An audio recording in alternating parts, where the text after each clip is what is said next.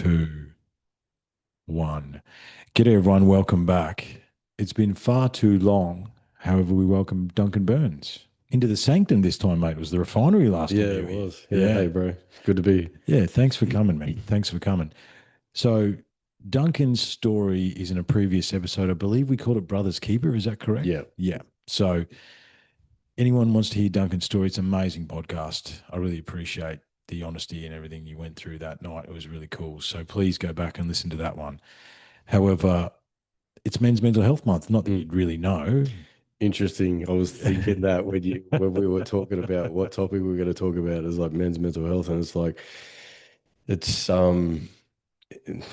yeah, for want of a better word, like you just said, interesting that it's men's mental health month.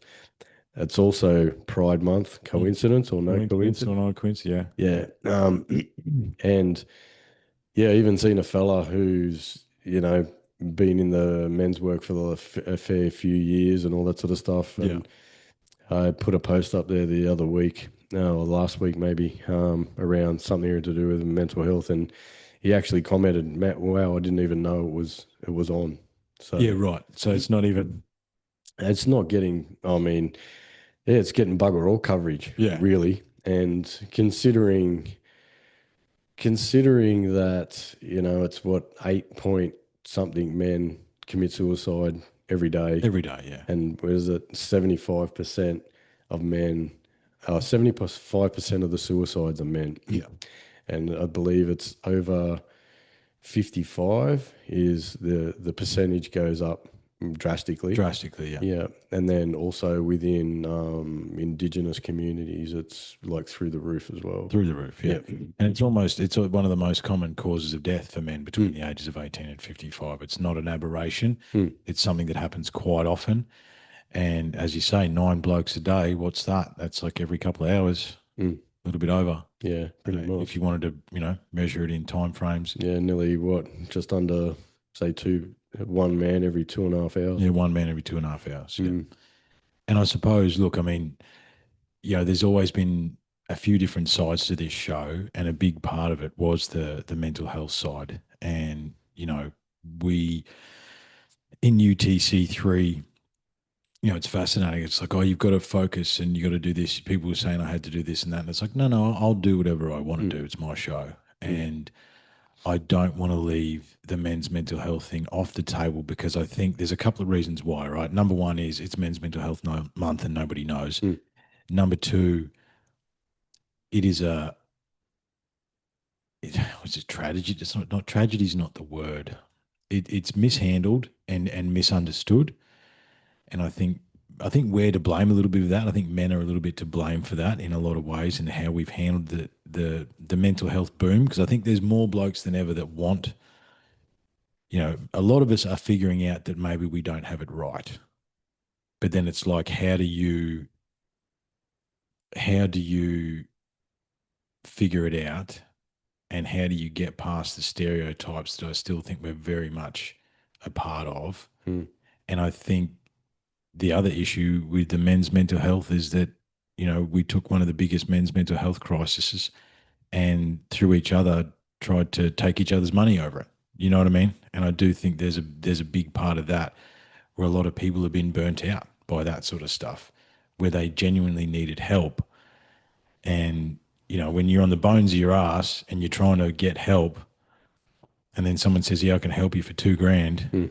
You know what I mean? It's like, it's a tough one, but you've got to be paid for your services. And this is the problem, right? You got, and I know you're a coach, you're a mentor and all those sorts of things. And we've opened up a couple of rabbit holes there. Mm. However, there's just a perception because I've had more than one bloke tell me that as Mm. well. It's like, how do you go and find help if everyone wants to charge you thousands of Oh, dollars for the help? 100%, man. Like I've done NLP as well, as well as, trainings within like MKP for facilitation and Mm. all that sort of stuff. And yeah, coming out of NLP, in my judgment, um, yeah, it's like, yeah, I need to be, um, what's the word? Need to be, reimbursed for my energy, my Yeah, time, all that absolutely. There sort of needs to be an stuff. exchange of some kind. 100%, Yeah. yeah. And does that exchange need to be 5 grand Yeah. for say 8 weeks? Yeah. Do you know what I mean? Like if like the job I do is a family support worker, so I'm Hmm. community worker. Yep. So I get, average salary to be out there on a daily doing that, supporting, people, mainly men, Yep. because it's a indigenous organisation, so they like to keep it men's business, women's. Look, I think let's put a pin in that. We need to come Yeah, back to that as well. yeah. Yeah. Yeah, so it was actually something a previous partner had said to me, like, yeah, it's all, and even my mentor, Brooke, who's one of the, in my judgments, best facilitators in Queensland, maybe Hmm. Australia, Yeah. said to me, he said, yeah, you can charge 5 grand and you can have, say, one client, Mm. or you can drop it down to say, $1,000 Mm. and have 6 clients. Yeah. What's more effective? What's more effective? Yeah. And I mean, are you still being reimbursed or having the energy exchange for your time, your Yeah. energy? Mm. I say my because we use I statements in Circle, Yeah. so it's Yeah. Absolutely. Own owning your your stuff. story. Absolutely. Yeah. So yeah, I can be more effective or reach more people and have, I guess, a greater ripple effect throughout communities by being by setting my prices at something that's reasonable. Yeah. And affordable and Mm. achievable as well. Yeah, You know, yeah. I think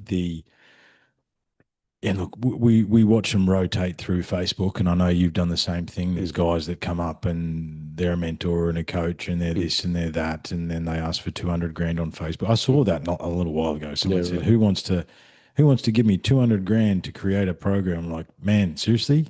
Yeah, And on a general Facebook post, I think yeah. and it's not to take away from the importance of it, but it's almost like, well, I mean, let's examine what we've done this evening. Mm. We we cleared our energy Mm. through some of the energy mist from Mm. getzen.com.au. There you go to get the Yeah, plug in yeah, there, mate. yeah. We used Palo Santo and Clear Mm. to reset our energy, and we had a bit of intention. We had a little bit of ritual Mm. before we turned the mics on. Yeah. And that's woo woo though, bro. Yeah, but is it? You know what I mean? No, I'm being cheeky. I know you're being Yeah, cheeky. yeah. Yeah, But and see, and that's it's not. also part of the issue too, I think, is that, you know, men's groups, that sort of thing, has got a bit of a stigma. There's a connotation around it. There's a yeah, like a stigma around it, like it's woo woo. Mm. Like when we sit in circle, before we actually sit in circle, we're outside, we call in the directions, we sage, Mm. all that sort of stuff, Mm. acknowledge, elders past, present, and traditional custodians, Mm. all that sort of stuff. See, I've invited many men into that space, Mm. and if you've not been in that space or you've not been in like some sort of spiritual journey Yeah, or some healing journey, step away from spiritual maybe, healing journey, mm. like that could be like That could be enough to. throw them off. Yeah. Yeah, It's like, oh, fuck, that's too woo woo. Like, but if they actually, but one of the key issues is, man, is there is no ritual, right? Like, my classic line is, what did my father tell me when I left home at like 17? Mm. He's like, eat Chinese food where Chinese people eat it. Good Mm. luck. Yeah, yeah, yeah. You know what I mean? Like that is the extent Mm. that I got, Mm. right? And, as you understand and as we both understand, the for many, many, many years, hundreds, thousands, Mm. tens of thousands of years, there was ritual between moving from a boy to a man. Yeah. And we don't have that. There is nothing that has that. And No. more than that, it's been ostracized so much that even the idea of that, like you said, the fact that you call in the cardinal directions, have a bit of sage and honor Mm. the ancestors, people might walk straight back to their car Mm. because it's like, oh no, this is too much for me. Yeah. Because the sacred understanding, I think, is probably the term I'm looking for, Mm. is lost now. Mm. Yeah, man, and you hit the nail on the head, and I'm pretty sure we covered that in the podcast I did with you previously about rites of passage. It's healthy rites of passage. There's shit tons of rites of passage out there, but healthy versions of it. is minimal in my judgment. Yeah, I mean, healthy rites of passage when I went through was, drugs, alcohol, exactly. gangs, Turn 21, get as drunk as you can. Yeah. like all that sort of stuff. And that's come about in because the healthy rites of passage hasn't been followed through with over the generations. And that's where what we do at MKP and other men's work is there's a weekend away and it's a rite of passage. Mm. We've got men that are showing up, 50, 60, 40, in their 40s that have never done Never done anything like that. a real, yeah, any level of rite of passage, Mm.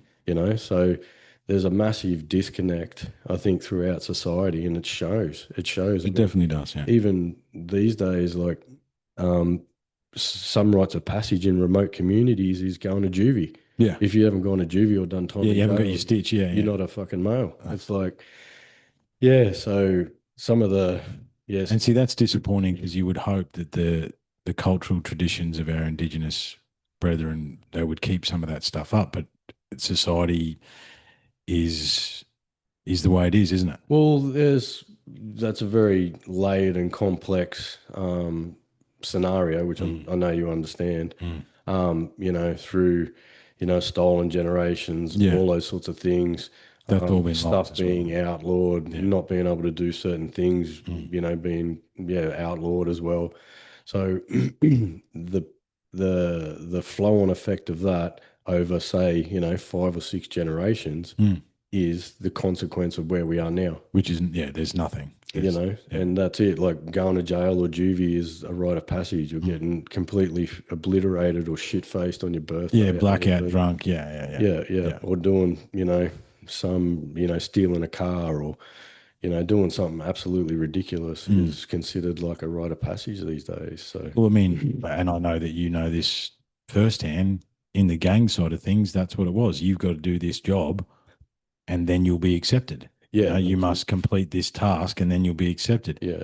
And I wonder whether it's the genetic echo that as men we go, oh yeah, I'll do that. Yeah, Mm, yeah, I want to be part of the team. I want to be part of the crew, yeah. and I'll do whatever it takes because you're longing for that brotherhood, that connection. Oh, look, everybody's wanting to fit in somewhere. Yeah.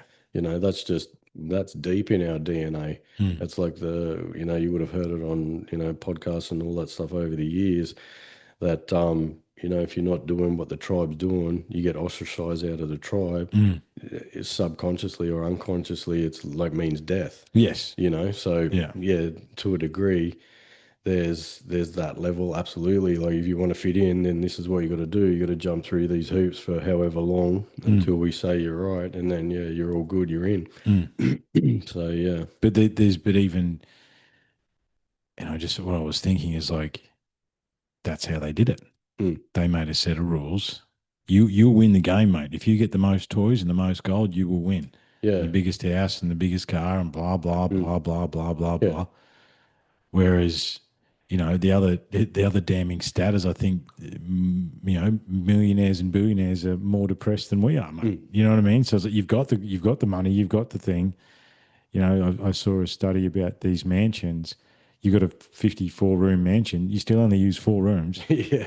You know what I mean? Like Yeah. you're not, how you Yeah. never You're chasing some societal conditioning or societal, whether you want to say propaganda or whatever, um, potential dream. that doesn't exist. Yeah. It doesn't Yeah. exist. I think it was and look, this might be I don't know whether we were playing with this. So Duncan and I go way back, and we were playing with some ideas when we worked together, and it's like materialistic things won't make you happy. Mm. If you think about um, your most precious memories, it's a place, it's a person, Mm. it's got nothing to do with any sort of materialism. Mm. That's what actually gives you love and joy and hope. But I think as men, actually, I've got an idea to run by you. Yep. We're taking a left turn, Yep. but I don't think, I suppose in my own healing journey, spiritual journey, I've understood my personal trauma, right? Mm. And I sit here free of my rage. Now, that took a lot, mm, but I don't. Doesn't govern me. It doesn't rule me. It is I'm free of my rage. mm, And it was through that I thought about my father and his father and his father. mm, That's World War One, two, and Vietnam mm. or Korea. You know what I mean? Yeah. There is endless, but I don't think we can understate or even underplay the deep trauma that came out of World War One and World War Two that our forefathers just had to suck up Mm, and were told by society that they had to suck it up. mm, There was no PTSD. I mean, they had shell shock and all mm. that sort of stuff, but Yeah. there was no understanding of what that does. You just had to suck it up. So then they told their boys to suck it up, who told their boys to suck it up, Mm, who told us to suck it up. mm, And then we get to, in our 30s and 40s, those of us that have awareness and go, well, I don't want to suck it up anymore. I know I'm very broken. mm, And then it's like, where do you go? What do you do? Well, you can't talk to your father. mm. You know what I mean? Yeah. He's more broken than you are. Yeah. You Yeah. know. And it's, I mean, we say in circle that rage is usually a mask for sadness Mm. or fear. Or fear. Yeah. That's the go-to is the rage Mm. because rage is, to an extent more acceptable for men to Mm. express. Yeah. Um, and Was men can express three things acceptably: happy, horny, and angry. I think. yeah, yeah, yeah. Yeah. So Oh, hungry, yeah, hungry as yeah, well. Yeah. yeah. And then yeah, when they come back, that's if you also have a look at it, the level of alcoholism Hmm. rose with those men that came back from Absolutely. war, Yeah.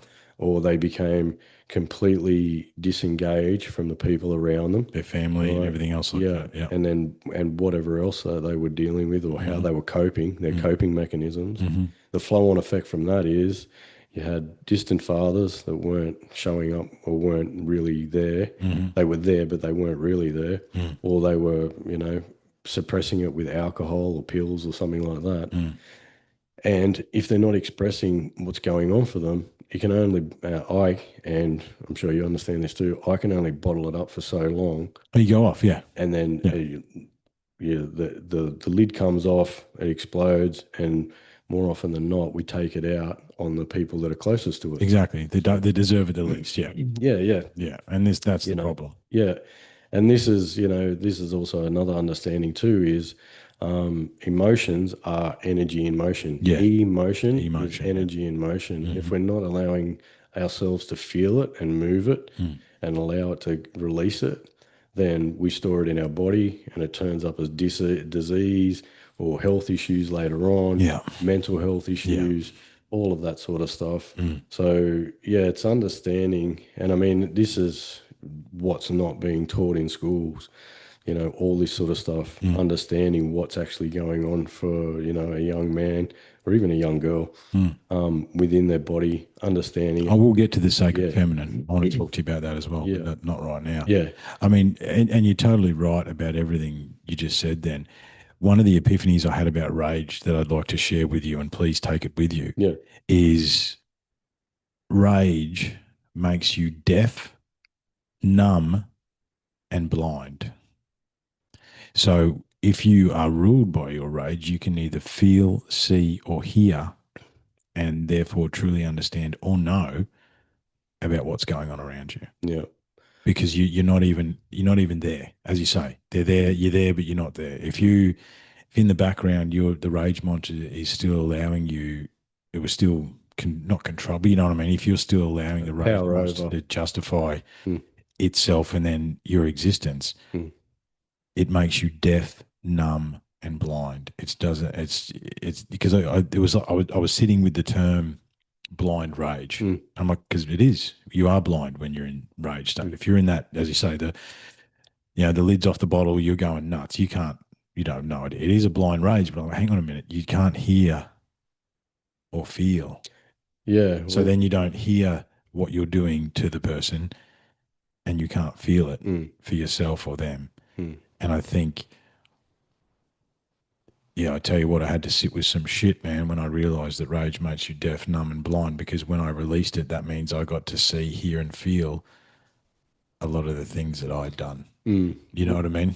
When it's uncontrolled or not used in a healthy way. Yeah. Like everybody experiences rage, Mm. and that's where you get car rage from courage. Courage. Yeah. You can use the rage to fuel in a healthy way, in a Mm. healthy direction, use it for and use it as motivation Hmm. to fuel the drive, the action, Yeah. and that sort of stuff. But as I was saying, like if we're sitting on it, bottling it up, then we can only sit on it for so long, and Mm. then we explode and it goes out Mm. sideways. That's interesting. Well, I mean, it's like, as you say, rage, sadness, fear, anxiety. Mm, It all really goes back to fear, I think. Or you're sad because were made scared. I think. But what is courage? Courage is feeling the rage, feeling the fear, and doing it anyway. mm, You know what I mean? Making that choice. I think, you listen to guys like Jocko Willink, and they're like, we have it in our minds that these guys weren't scared. And Jocko would be the first one to tell you, I said, mm, no, I was terrified, yeah, but I did it anyway. mm, So it's like, as you say, you use it as a tool, mm, right? I mean, personally, for me, if I'm riding my mountain bike and I'm 15 Ks in, I've got 10K to go, mm, I will talk to the the rage monster inside. I go, righto, mate, your turn. mm, Out you come, yeah, and go hard. mm, Do whatever you need to do. Right. If I'm working out, trying to get that next set, or if there needs to be, again, it's a healthy outlet mm. that keeps that bottle, that bucket, choose your analogy, because it exists, right? Because I mean, I think you'd remember too, like cage the monster. You've got to cage the monster. You've got to banish the angry side of you. No, you can't do that. We are all. It exists within all of us, right? There is the dark, there is the light. The idea is to try and maintain balance and keep that balance, Mm, and not to give in.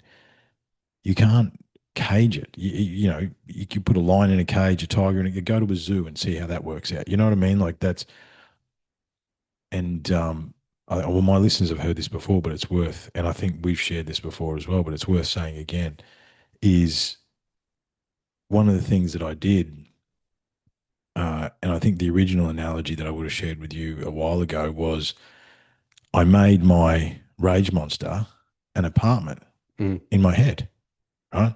There's a sauna in there, there's a gym and a punching bag, there's video games, you know what I mean? yeah, Whatever it wants. And it is comfortable in that place and space. And we have an agreement, like I said, in certain places, in certain times, he has total permission. If lines are crossed and mm, things need to be done, he has permission, right, mm, to come out and be the healthy version of that, right? What I realized through the help of psilocybin, right, is I've got an apartment complex now, mm, not just for the rage, but for the love and the joy, and every aspect of my personality has its own place within. And that allows, for me personally, and like I could just be a big old weirdo, which, that's probably true. quite possible. Yeah, quite possible. Right.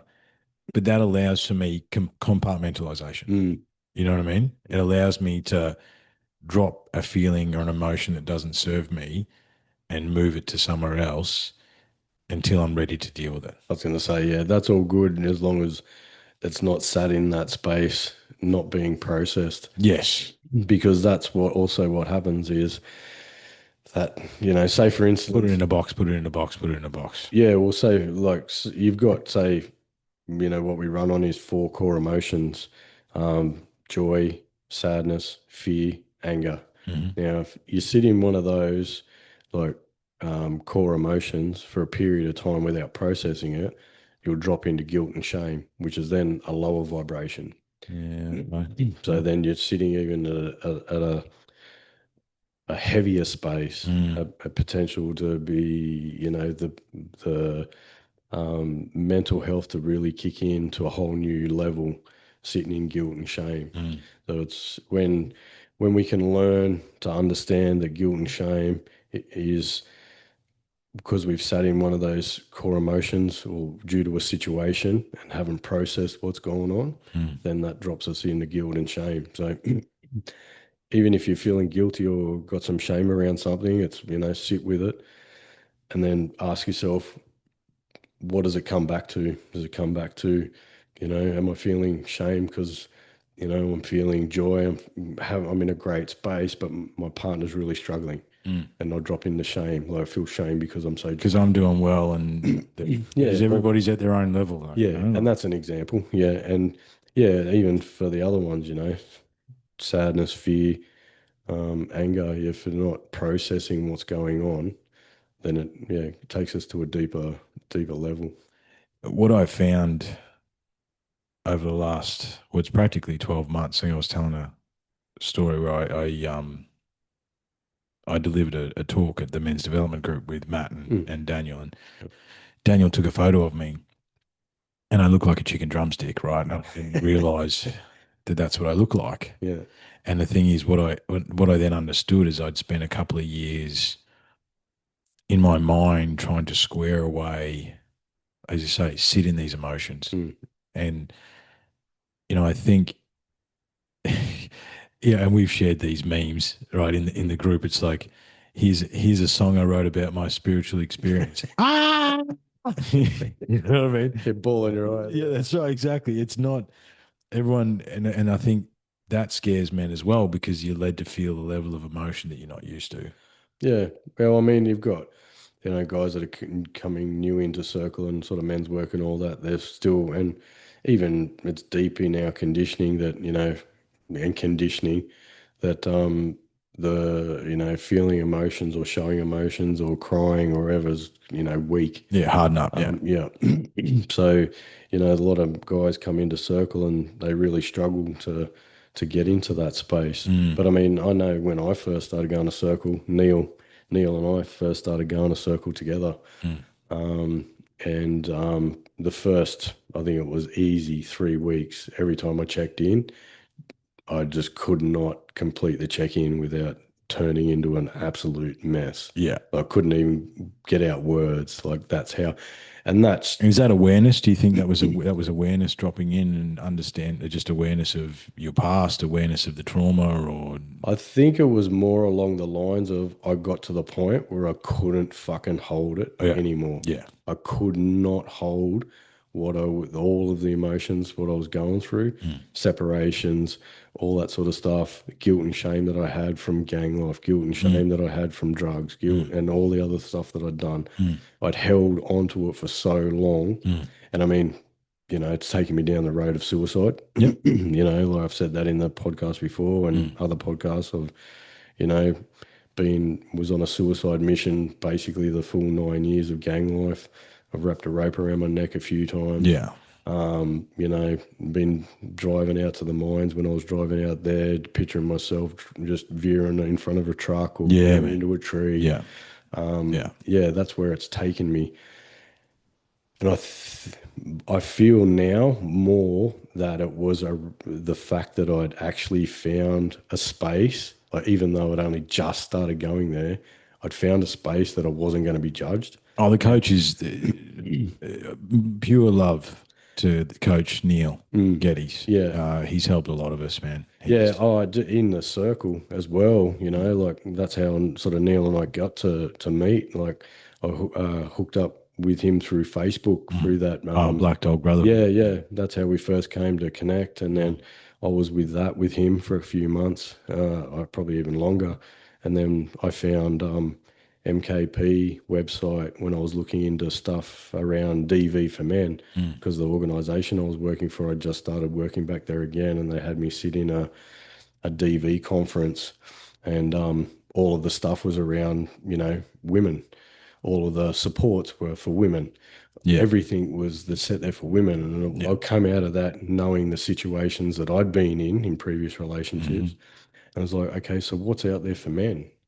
Nothing. Like there, there is, but it doesn't get any airtime. It doesn't get any media coverage. It's just Yeah. there and it's like secret, Mm. that. Well, I mean, this was something. Does this lend to obviously the last 10 years, I suppose, the fact that I like to bow hunt, I like to train, I like to do manly things. I'm a, was it cisgendered piece of shit or something? You know what I mean? Like being a man, we got to be all be gender fluid unicorns. You know what I mean? Being a man has been looked down upon on in a societal sense, and I can't help but see that almost being on purpose Mm, to bring us down, because when we are down, we are subservient and we are susceptible to control, mm. you know? And I think, it's hard not to see that as a function. Well, yeah, I mean, you can take it all the way back to the start of feminism, and then what evolved into radical feminism, Yeah. and then that led into, toxic masculinity, the Me Too movement, Yeah. all that sort of stuff. Mm. And over, like you said, 10 years, even more, there's been this gradual, um, covert attack on men, Mm. right? And it's like, because it's been over so long, it's worn them down, worn Yeah. us down, Yeah, right? absolutely. To the point where, people were saying, "Oh, where's all the men in the protests for around COVID and all this sort of stuff?" Sometimes I put in the post, I said, "Have a look at what they've just experienced for the last 10 years. Yeah. You've torn the shit out of everything that they've done." And don't get me wrong, when it comes to DV, there's uh, a lot of stuff that men have done that have created that have Absolutely. fueled what's come Absolutely. And about. look, unhealed men and trauma and not coping with trauma has caused a lot of problems, Mm, and our the male ego is quite an impressive thing. However, I feel like it all comes back to not having ritual and stuff like that. Also, I had a thought a little while ago. How many like you deal with lots of blokes on a day to day basis? How many of the, well, different? So step away from your work because it's a different thing. yeah. But men in general, Mm. how many do you think have been punched in the face these days? By who? Not enough. That's what I mean by who, right? But I think what I'm sort of getting to is that if you, we've both been around a lot of violence, Mm, right? mm, And our families will never know the violence that we've seen mm. in order for us to be as calm and as kind and to do the work that we're doing. Yeah, it's like Mike Tyson said, nobody knows how much violence it's taken to be this gentle. Yeah, that's right. Yeah. I think Tim Kennedy said something similar. It's like, my family will never know Mm, the amount of violence that has been put upon me or that I have done, and mm, I will do, if they hurt my family, sort mm. of thing. But there's no consequence these days. Back in now, like, we're getting old now, bro. I Yeah. don't know if you know that, but we're officially we are the older men. How many times I'm in a situation these days where I'm the old fella? It's like, when Yeah. did that happen? Bro. Yeah. Look, how I'm not as grey as Yeah. you, I don't know. Okay. Yeah. Luck is the only Yeah. thing I'm saying right now. Mm, However, the reason that I don't take it to a level of physical confrontation is because I know what happens mm, in physical confrontation. Right? I don't have a boxing bag hanging in the shed anymore because I blew another one. I think that's three that mm. I've punched my way through. Yeah. I haven't had a physical fight in, I can't remember, Mm, but since before I met my wife, yeah. right? But I train in order because I know that if someone hits me, what's going to happen? There's a lack of consequence, right? But again, we can't do, and it sort of goes back again because in the schoolyard, even go back right back to high school, Mm, there'd be fights every afternoon. Teachers wouldn't do much as long as it wasn't right in front of the classroom. mm. They let it play out.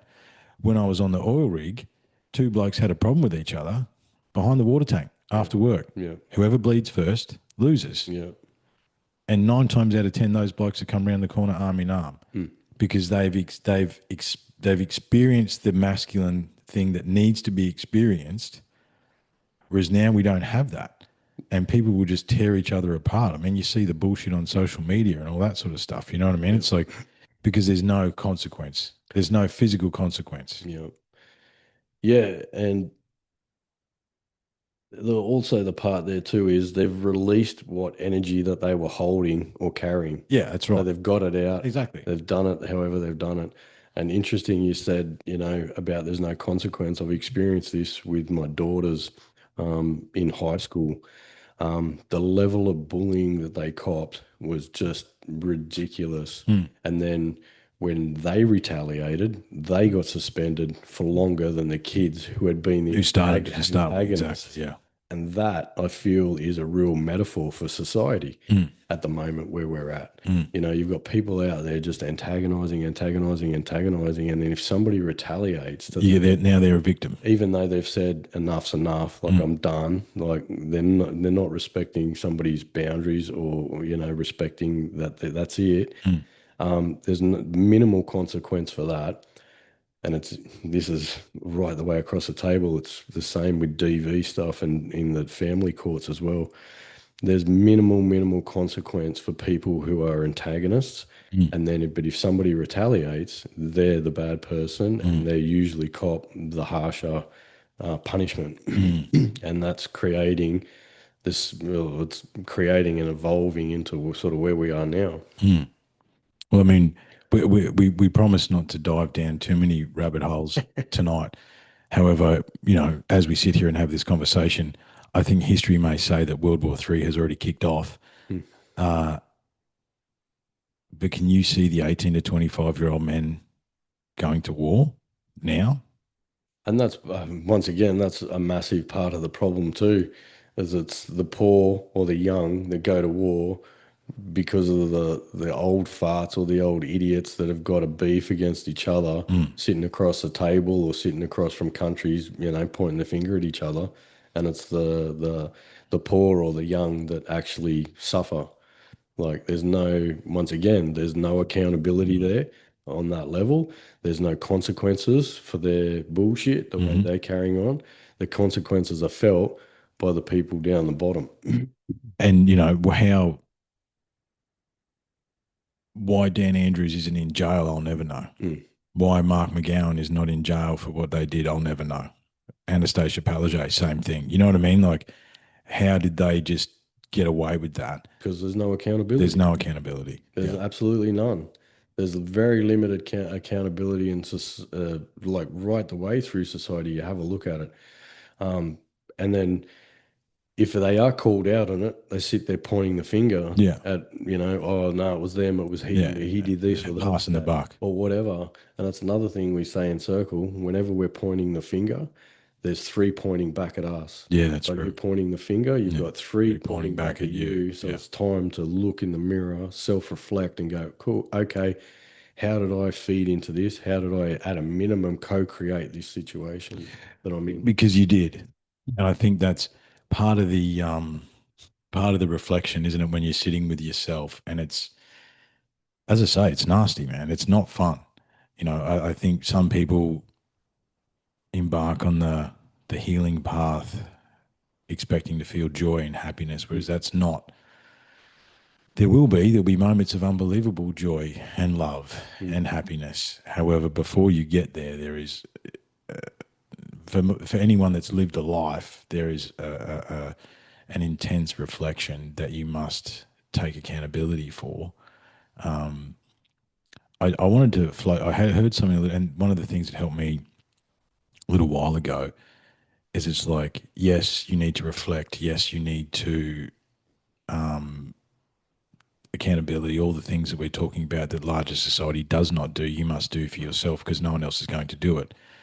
And in order to grow and heal, you must do that. However, do you find, because you've been in these men's circles for a long time and doing this stuff for a long time, one of the things that really helped me was like, I was listening to something and someone said, yeah, look, this reflection stuff is good, but sometimes it's time to smash the mirror, right? Because how long can you look yourself in the mirror and call yourself a dickhead? You know what I mean? See, that's the problem. It's not a matter of standing in front of the mirror and calling, myself a dickhead, because you're actually being negative towards yourself, and Mm. you're perpetuating the shame or the guilt for whatever you've got. You're Right? perpetuating those negative emotions. Yeah, yeah, yeah. So you're perpetuating the cycle, Mm. so to speak. It's like, okay, yeah, look in yourself in the mirror, look at the situation that you were in, Mm. understand that then under the situations and all that, and like the circumstances, the situation, all that, in that point in time, Mm. you were doing the best you could with What you had. with resources that you had, conditioning that you had, trauma that you had, Mm. everything, right? And you're also responsible, 100% responsible for moving forward, accepting accountability for that, Mm. not shitting on yourself Mm. constantly on a daily, Mm. right? And moving forward so you don't repeat that pattern. Mm. Because the best apology is change behavior. Yeah, that's true. Okay, so yeah, I agree that there's time and space and whatever to look in the mirror, do the hono opono. I've done that many times, Mm. um, and even another situation. I was in the NLP room, and they basically go around the room and say, "I want you." It's an invitation to go to the depth of your soul. Mm. What's the darkest, deepest, darkest thing that you don't want anybody to know? And then, yeah, oh yeah, fuck yeah, yeah. And we went around the room. I put my hand up and I said, what I said. And then I sat with it. I went, I'm actually bullshitting myself. There's fucking something heaps that I don't want anybody to know. Yeah. So then I put my hand back up again, and she knew my history. She got me up the front, and I said what I said in a room full of like 70 people. And that's the thing. Shame and guilt dissipates when it's spoken into in a safe space. Yeah. Shared truth in a safe space. Yeah. Yeah. Yeah. So it dissipates after that. So when you can get to a space of sitting in, example, sitting in a circle with men and share the deepest, darkest part of your soul, Mm. right? You can get to the point of turning around and loving yourself Mm. in that moment. Mm. And that's where that's what I heard you say was beating yourself up. Mm. So there's no positive or forward movement doing that. Mm. Okay, so if you can get to the point of going, okay, yeah, bad decision, set of circumstances, all this sort of stuff, rah rah rah rah. I was doing the best I could for the time and space that I was in Mm. that moment. Mm. What do I need to do to move forward in a different way? Mm. How do I need to work and do things to heal Yeah. so that doesn't come up again? Or if it does come up, I've got a better handle on it. Yeah. And so it's not going to be, as volatile as Mm. what it could be. You measure your reactions a lot better. Uh-huh. Yeah. Yeah. And, you know, 3 to 5 seconds, brother. take a breath. Yeah. Or even two or three. Yeah. Mm. And then the more I do that, the more I become aware of the feelings in my body Yes. when things are going on. And Mm. it's like, okay, cool. I've, mental log. That was what was happening for me in that time and space. Okay, cool. Next time that starts to rise, it's like, okay, right, what's going on here? Mm. What am I doing? What's the stimulus? What do I need to do? How can I do it differently from the time before? How do I handle it differently from the Mm. time before? What do I need to do? How do I need to act? Mm. And action that as well. Yeah, what are you actually doing about it and how Yeah. are you actioning it?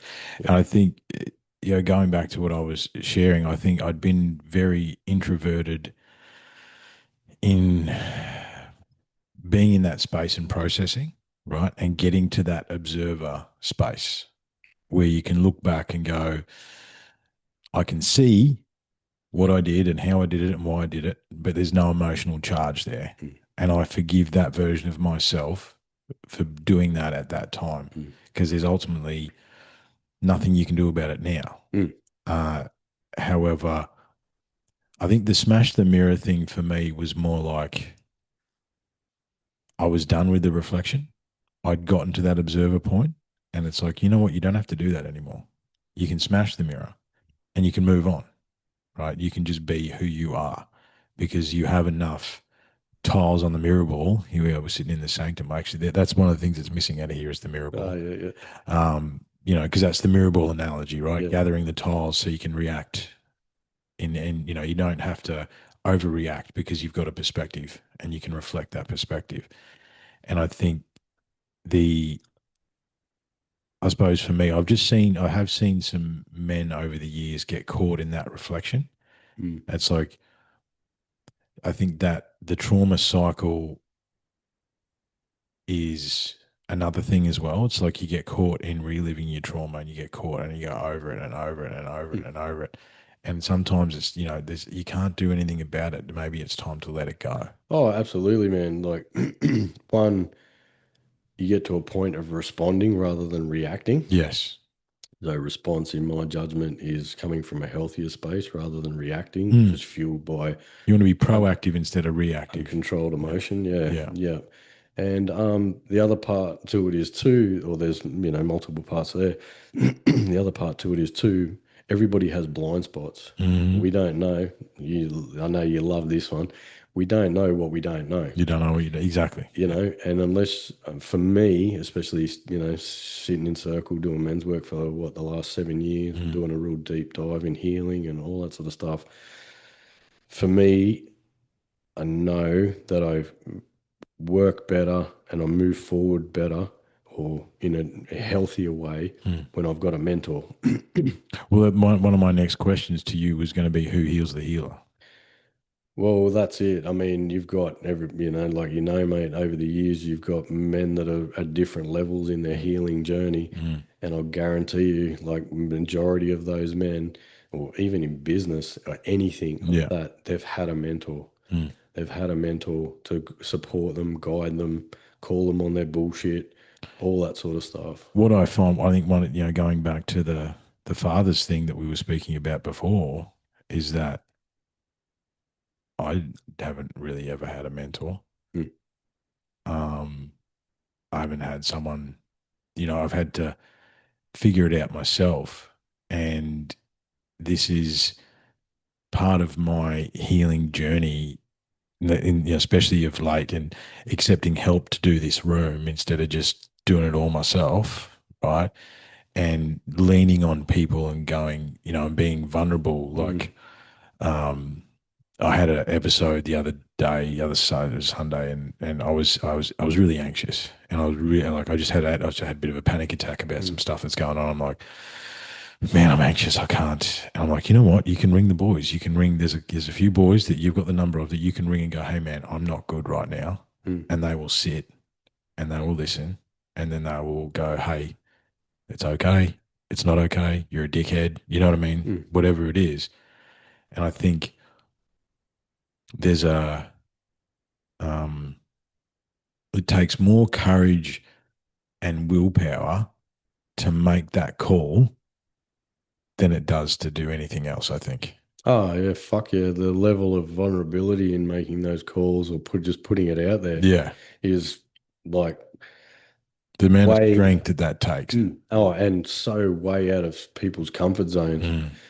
and that's part of the problem too, Yeah, is absolutely. that men more often than not will sit in silence until it's too late, Mm. because If you show vulnerability, then another man will use that against you. yeah, or that, or you're weak, or whatever the story is that you've got going on Mm. from the In your own from mind. a Yeah. childhood, Mm. and also getting back to the father figure and what you were saying there before is that's also why the rite of passage was done years and like Because it generations. wasn't just one father. It wasn't just one father. It was all the men of the village would participate. Well, that's it. And see what happens is, and this is for all kids, whether it be young girls or young boys, they'll get to a certain age, generally puberty, Mm. right? And they'll start to step out to create their own identity. So Mm. they're stepping out from, mum's wing or Mm. mum's apron. Mm. They're stepping out from, dad's whatever it is that he's got going on. Mm. And they're starting to create their own Isn't it identity. strange we don't have anything for the father? You just said mum's wing, mum's apron, yeah, and yeah, whatever dad's got going on. But there's a missing piece there. Well, he does. He does. He has the option to have mates and a brotherhood, Mm. but once again, due to societal conditioning, it's like very limited or Frowned whatever, upon.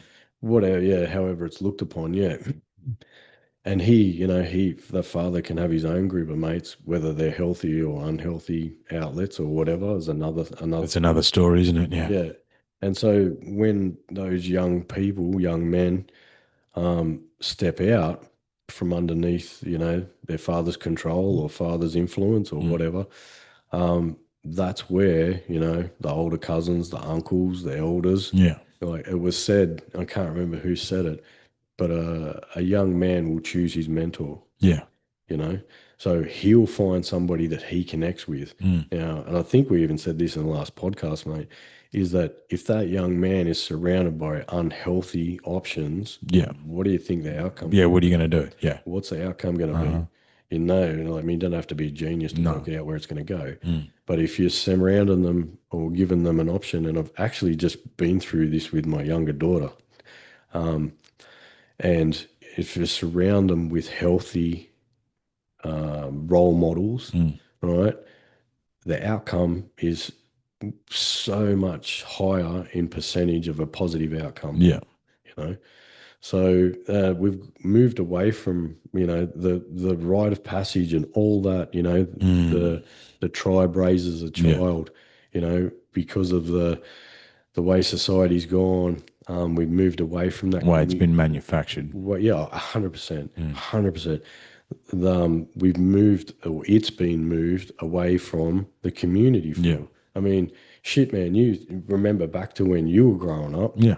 Like, I remember when I was a young fella, even before, 10 or whatever, if I went to my grandmother's place, I knew most of the people in her street, Absolutely. Yeah. you know, Yeah. and Absolutely. and they Yeah. were all, oh, auntie this or uncle that Yeah. or Yeah. Yeah. That's right. whatever, Yeah. Yeah. Yeah. and Yeah. knew that. I These, remember barbecues on the street, in the street that I used to live in. yeah, You never used to lock the door. mm, You just told the neighbour you were going away. yeah, Animals would be fed. yeah, No one would dare break into your yeah. house because they'd have the whole neighbourhood to deal with. Yeah, that's it. And now these days, you barely even know your neighbor. Oh, it's an aberration that I know Angus. Mm. It's an aberration that we have a friendship. Yeah, I yeah, don't know this dude's name yeah, or this dude's name yeah, or yeah. his name. I don't know. Mm. Well, I probably do if I did. Yeah, you know what I Yeah, mean. Like I don't have a beer with him or yeah, anything. You know yeah, what I mean. Like I yeah. don't. They There's wouldn't know really the first thing about you. no. Yeah, that's it. And so they become, as people, we become more and more isolated Yeah. from community. Hmm. And we're geared for connection. Yeah. Deep in our DNA, we're geared for connection. Mm. And we're isolating ourselves from that. Mm. We're disconnecting from that. Mm. And the flow on effect from that is drugs, alcohol, crime, mental health, suicide. Yeah, in that order. But You know what I mean? Like yeah, oh, somewhere that's a pretty good order, right? yeah, That sounds like a pathway that we both observed and been on ourselves. mm, Not to mention, like, and it's so. I mean, it's been a little while since we sat down. mm. I know. I mean, the boys at MDG struggled to get one off the ground at Bow Desert. Um, I'll say men, hey, men, men, yeah, yeah, the men the out men, there, yeah. not The boys. men, the men, yeah, also the boys out Yeah, there. The men out yeah, there struggled to get that off the ground. yeah, And I mean, and I know that Neil has spoken to me about the fact that it's hard for him to get men to circle. mm. Uh, it's, do you, is it getting more difficult? Do you think maybe like, does it go back to a bit what we sort of started talking about where it's been monetized and there's grifters because the unhealed spiritual teacher is a classic. Mm. Like that's I think in those sort of situations that you spoke about out there, um, like places like Bow Desert and that, they're hard to crack. They are, and even Townsville, be super hard to crack just because of because the stereotype. 100%, you've Yeah. got generations and generations of men like we just said, man, suck it up, Yeah. deal with it, Yeah. move on. Hmm. You know, drugs, alcohol, violence, whatever, Mm. right? The Gold Coast, Brisbane, well, it's expanded to Brisbane, Northern Rivers, all that sort of spirit, those areas is generally known as the spiritual mecca of, if not the East Coast, but potentially the whole of Australia, Really? right? So if you go down, you're in those areas, you can tap into all these different, groups or whatever, Mm. whatever, takes your fancy type thing. But when you step out of there, it's like going back generations, Yeah. and the further you get away from that, in my judgment, the further you get away from that, the further back it goes, if you Mm. understand the conditioning, Mm. the deeper the conditioning and back to the old way of, being and thinking Mm. and all that sort of stuff. So yeah, I don't, I, g- I guess what comes through for me is that there's no, I guess, real one answer. Yeah. But like I've said before, like even around DV stuff and all that sort of stuff, in my judgment, there's very few, if any, things that are promoted that are proactive. Mm. Like I've been in a DV workshop, been in a DV conference at one of the organizations I've worked for previously, Mm. and it started off as gender violence. Within, I don't know, 10, maybe 15 minutes, it was violence against women. So the narrative shifted, Straight away. Yeah. right? I can sit here and say that all of the people that were up talking about it were all women. Mm. I don't think there was balance there Mm. in my judgment. And couldn't help myself, me being me. Yeah. You're gonna. What did you do? What did you do? You stirred the pot, didn't you? No, I stood up, put my hand up. When they said, "Yeah, no, I got a question for you," I said, "All of these programs you're talking about are reactive." And they were, I said, "So what proactive programs are you promoting? Yeah. What are you What, actually doing? what proactive programs are you really getting out there so the reactive stuff will start to become minimized?" Mm. And they looked at me like a deer in the headlights. Yeah.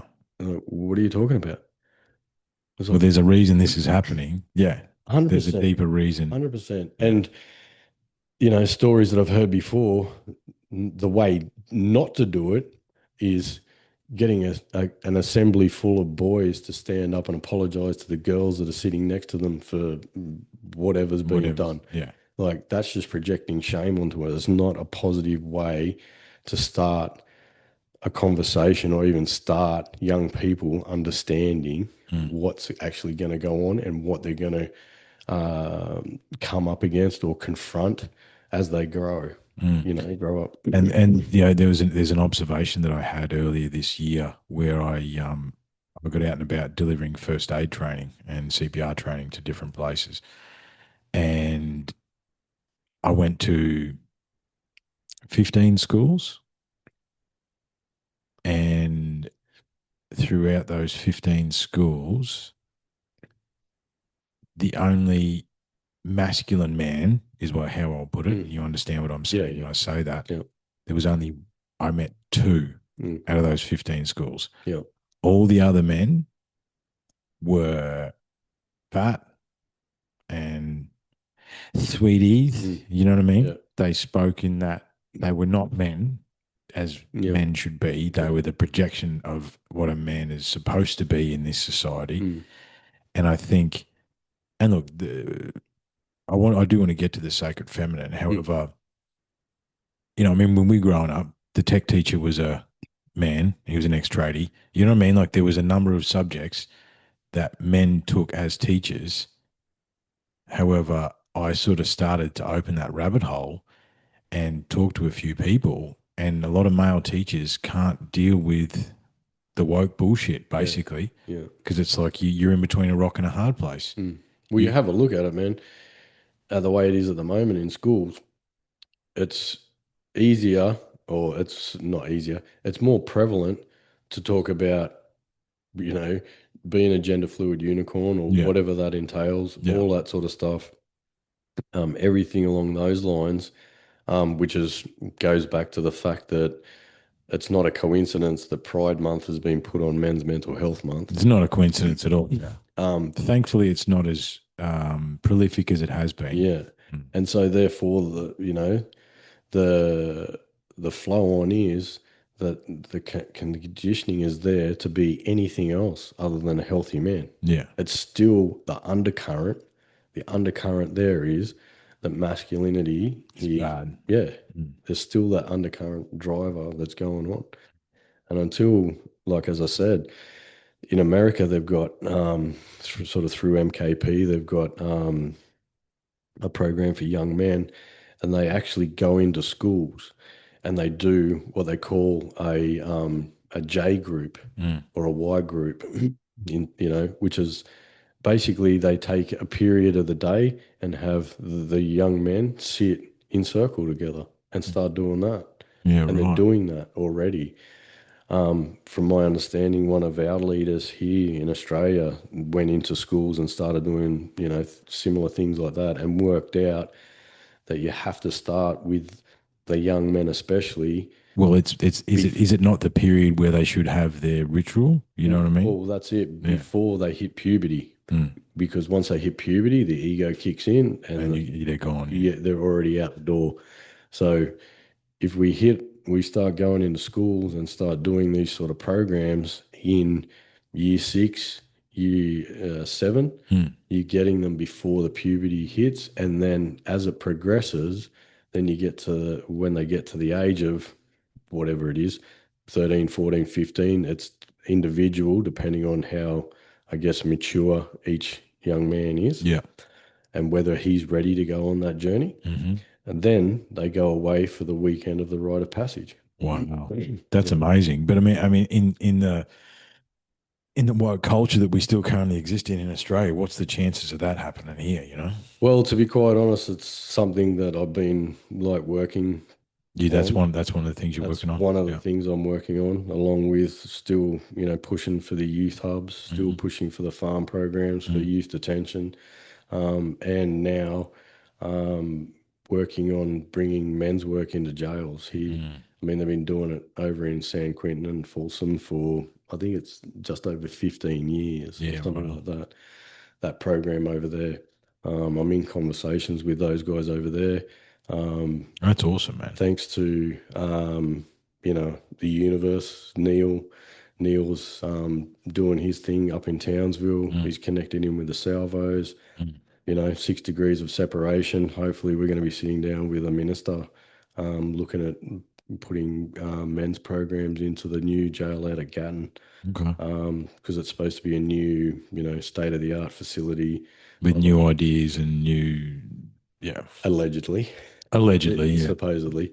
I mean, I have a massive bee in my bonnet around the fact that there's been a new youth detention facility built out at Woodford. Just under $1 billion they spent on it. Jesus. If I might have these numbers slightly out, but I think I'm fairly right. Yeah. 350 million over budget. Of course it was. How the fuck Oh, does a job? I know how. we Yeah, both know how. I know how. Yeah. 350 million over budget, right? And pretty sure the fella who I've been talking to from one of who was working at one of the unis, and then another fella who I've done a previous podcast with, he'd been out and about Mm. as well. I chatted to him. It works out that each bed is worth either 7.5 or 9.5 million. Oh, That's before it's fucking staffed but and and housed. it's not even been And opened yet. no, and that's how much it is. That's big business, man. Yeah. That's fucking big business. Yeah. That's jobs for the boys. Yeah. That's or corruption. Corruption. Unbelievable Absolute corruption. Yeah. corruption. Yeah. The consequence is the society. Yeah.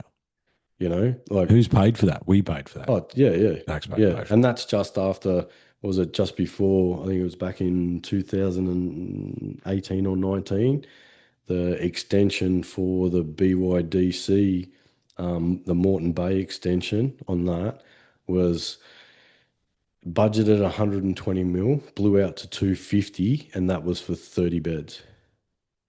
So that, yeah, so there you go. So that's 250 divided by 30. That's like, yeah, Eight.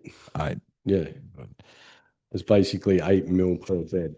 And that's once again before it's housed. Before anyone's in there, before any programs start, before they feed them, 100%. before they do anything. And then you've got the expenses of keeping them in there every year. Yeah, That level which of is expense. just Hundreds of thousands of Yeah. dollars to keep Yeah. someone Yeah. jail.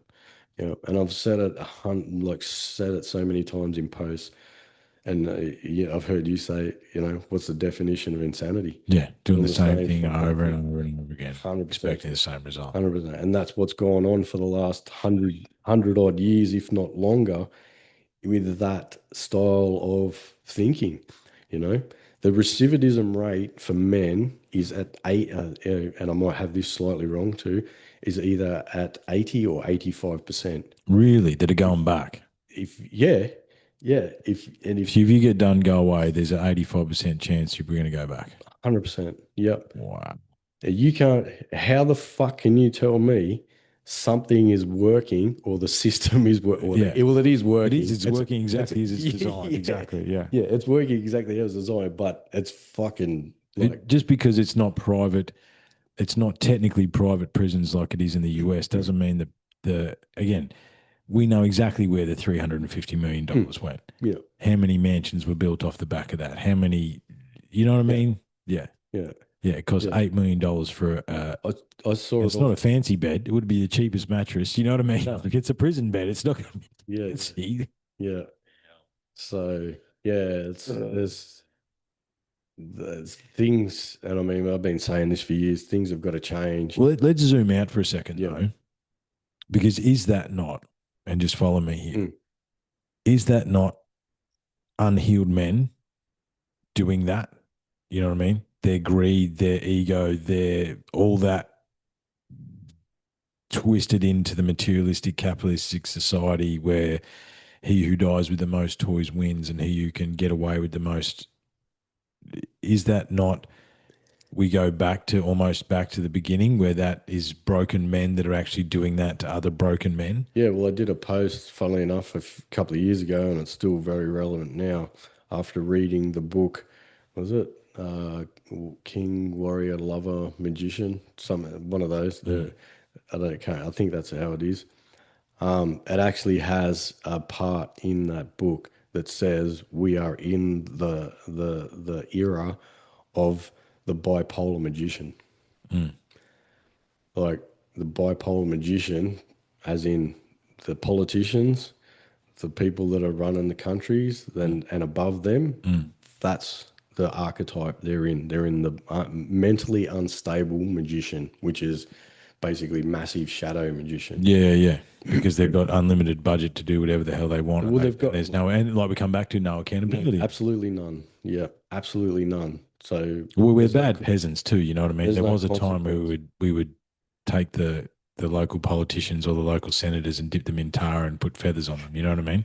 Yeah, but then we get back to the fact that over the last, 100 years, the propaganda that's been pushed on so many levels has gotten people down to they're just worn. They're worn out. They're Yeah, worn you can't down. take it. You can't Yeah, take any more. Yeah, it's yeah, like whatever. Just do yeah, whatever you want. I yeah, don't care. yeah, Yeah. yeah. I'll just bite the pillow a bit harder. Yeah, that's govern me harder, daddy. Govern me harder. Yeah, so um yeah, and this is I actually had a conversation with a woman the other day. We had a meeting with her and had a conversation, and she said it exactly the way I've said it for a long time. The other part to it is too is the problem is we're at the whim of the government every 4 years. Yeah. And this is why I'm looking for philanthropic funding rather than being just reliant on the government. One, you're restricted with bureaucratic Yeah, bullshit. that's right. The amount The of red gov tape you'd have to go the through. government says there's 300 or 400 million for youth crime. Was 300. One organisation can get, if they're lucky, 300,000. you won't get any more Well, than look, the that. bloke running that $300 million purse, man, he's worth at least 10 million a year. You know what I mean? And his Yeah, mates are worth 5 million a year. yeah, They turn up to a board meeting every couple of months and go, "We're doing lots for youth crime," while they're sipping on cafe lattes or whatever the fuck yeah, they're doing. yeah. You know what I mean? Like, but again, like I said, the broken magician Mm. supposedly, it was, I can't remember, was it Bill Hicks? It's like just drop mushrooms or acid from the air and just everyone was actually, no, Graham Hancock said that every politician should go through 5 mushroom trips before they become a politician. Yeah, I love that. You I know? also love Robin Williams thing. He said politicians should wear like jackets like the NASCAR Yeah, drivers, sponsor so jacket. you Yeah, know who that's right. Yeah, they're fucking yeah, who's yeah. funding their Who's shit. paying them? Yeah. Yeah, and Yeah. which who they're actually going to support Mm, and that when they get in. mm. Because I mean, fuck, if the last 5 years hasn't taught you, if it hasn't taught you anything, it should have taught you by now that politicians couldn't give a rat's ass I about the don't care, man. I don't care. general population. They may get into it with the intention of doing that, but Mm. by the time they get to the top, they've been indoctrinated into their system Yeah. so far that they're not going to step outside that line because there goes their reputation, their livelihood, Mm, all that sort of stuff. mm. So they're protecting themselves. But then they're stuck in that system as well because that's the bro system, like 100%. yeah. And we come 100%. back to the gang. It's just Yeah. another gang. It's just a gang. You Yeah. know what I mean? Yeah. It's what is it? The politics is the Hollywood for the ugly people. You know what I mean? Mm. Like that's how they play their game. You know Yeah. what I mean? They get to the top. Yeah. I've said this for years. Let's not start ranting about the fact that Albanese won the biggest election ever, which I don't think that he did at all. I really just He didn't. He only got it on preferences. yeah, He didn't he actually used our get it. right. He used our right for free choice against us, is what he Yeah. did. Um, but if you went to the mechanic, right, Mm. and he walked out and said, "I'm going to fix your car," you wouldn't trust him to fix your car. You wouldn't trust him to do anything. Yeah. But he's theoretically the leader of this country, Yeah. right? But he's drunk the Kool-Aid as well. Like, Oh, he's had the conversation. he's got his masters. Yeah, exactly, man. Yeah. And that's the problem. Like, this is the And to come back to the conversation I had with a woman the other day, and as I said, she said it exactly the way I've had it in my head, is that it's taken us, for example, it's taken us 6 generations to get to here. mm, It's going to take us exactly the same to unwind it. to get out. Mm, And this is what I've been saying for ages, years, that the programs, you have to have the vision, like a quantum vision. yeah. You know what I mean? That's why being at the whim of the government every 4 years Well, you got to be is willing to not plant the seed to sit under that you may not see the tree that you sit under. 100%. Yeah. But the thing is, when it's overseen by the government, one government will come in and throw everything out just out of spite. Yeah. The other previous government set up the program or Yeah. set Just up whatever it is. because. Yeah, exactly. So you've got to, we have to step outside of that game Mm. because that's why I see it. It's just the game. It's just a game, man. Everything's a Yeah, game. Yeah. yeah. Um, and do it a different way. Mm. Go about things differently, and it's going to be hard to start with, 100%, because there's going to be a lot of pushback. Mm. But it's like what is it? Liberal government that's in now. What is it? Adult time for adult crimes, Mm. stuff like that. That could work if the right programs were in place, Yeah. right? But putting young people, and I've said this 100 times before, putting young people in a jail cell, With a right? grown Or criminal. no, or just in a jail cell on their own, you're adding, I mean, have a look at all the fucking reports that have come out about Northern Territory, WA, all of those shit that happened in those youth Yeah, yeah, detention centers. absolutely. Yeah, yeah, yeah. Kids of 10 years old being stripped naked Mhm. and being left in a cell, Yeah. right? On his own, like how they don't think that that's not going to create trauma with that Of child course it is. is absolutely But is ludicrous. that not more broken men breaking men, Exactly. children? You Yeah, know. 100%. Or Mm. it's a ego-driven, power-tripping Mm. men But perpetuate. the game has been designed that the narcissistic, sociopathic, psychopaths, and seems to be pedophilia. Mm. They're the four. You got those four things. You're in, bro. Oh, the pedophilia is rampant, It's unbelievable. absolutely rampant. I can't begin to explain. I can.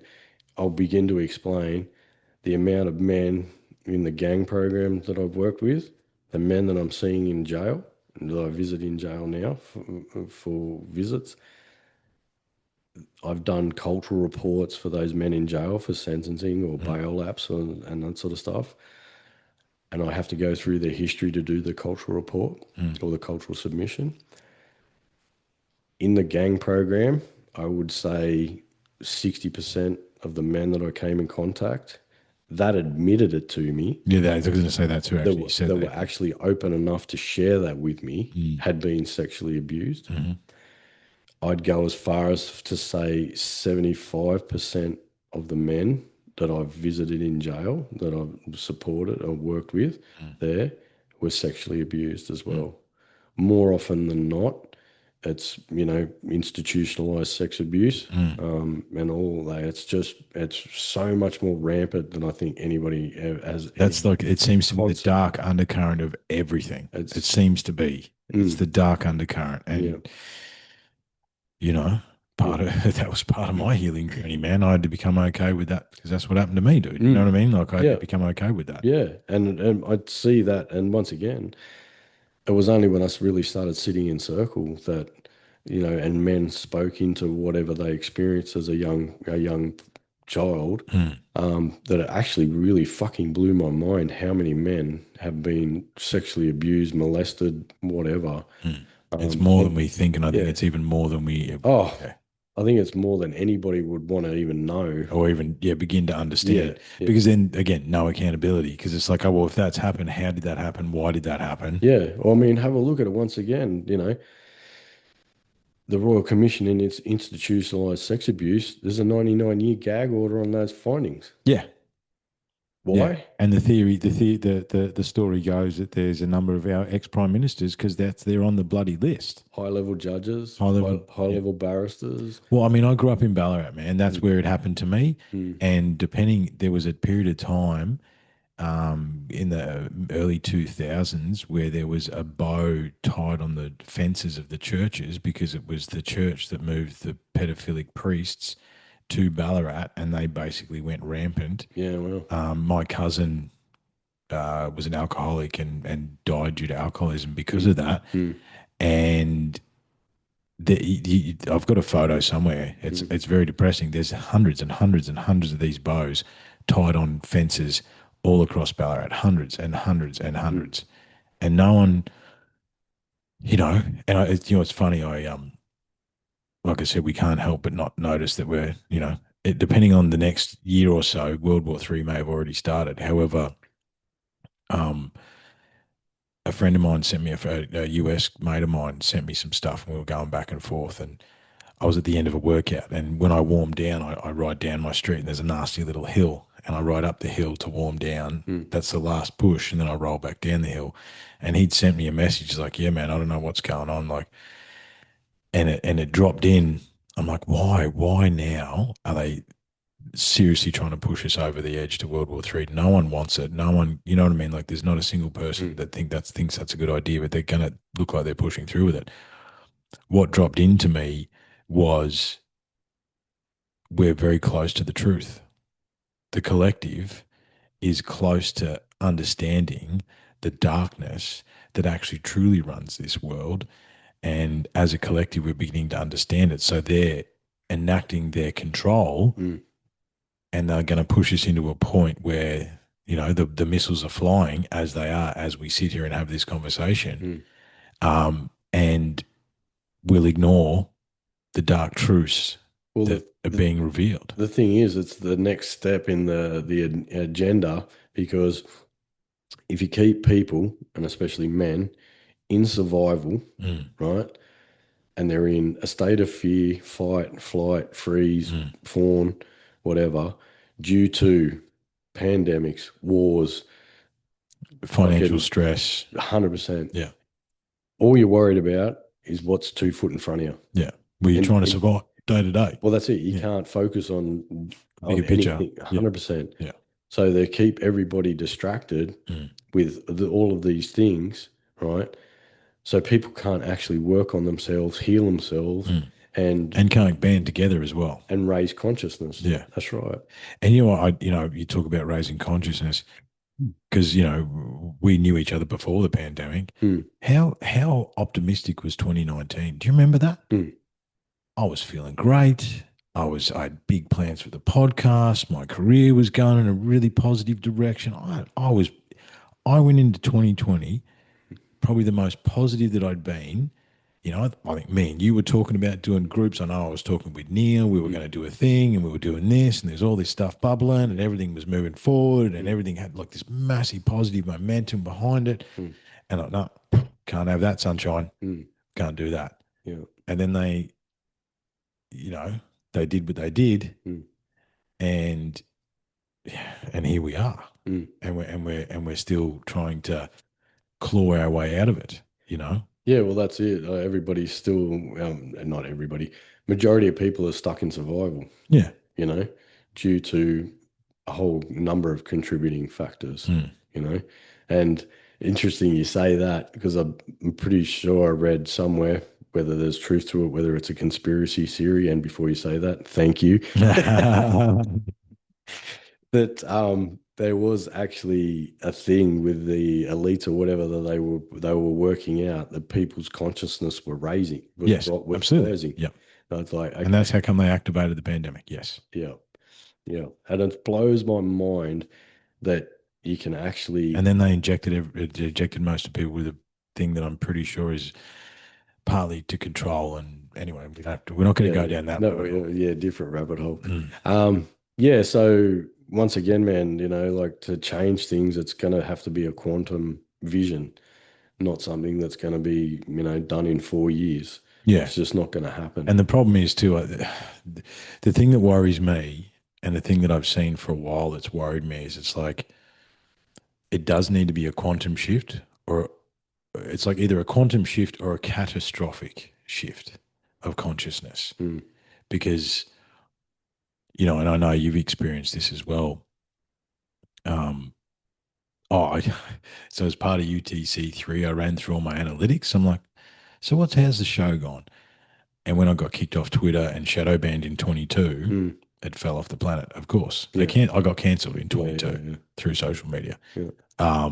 It's just for telling the truth, but that's neither here nor there. Mm, Um, the cognitive dissonance is a fascinating thing, isn't it? Because you must see that amongst men as well. Because I think we're very good at that.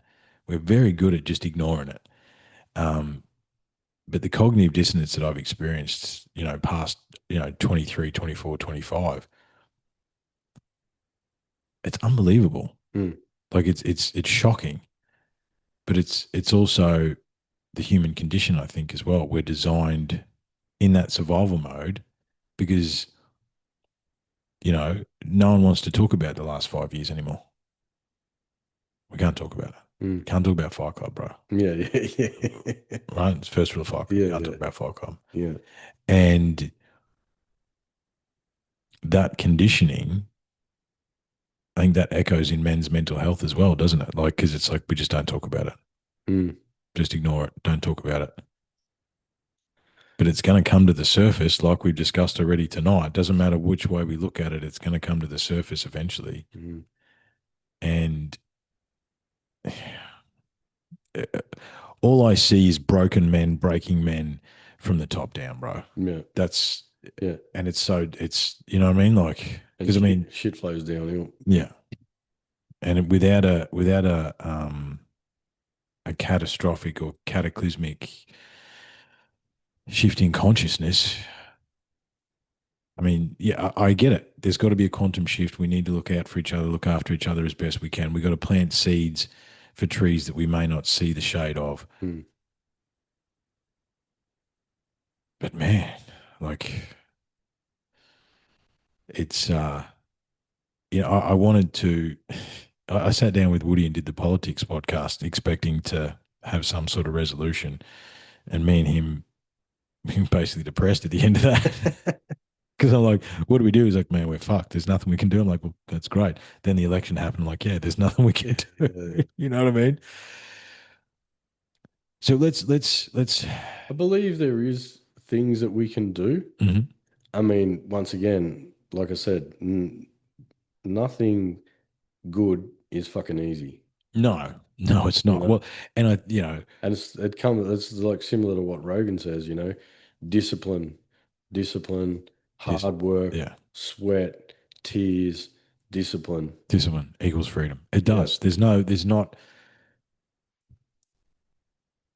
so And by discipline, I mean leaning in, doing the work to heal the trauma so you don't bleed on other people that mm, that that didn't cut you. that's exactly right. And the system doesn't want to heal, No, doesn't want people to no. heal. So Yeah, the system isn't broken. It's operating exactly as you've it was you're intended. gonna have to go out and do it.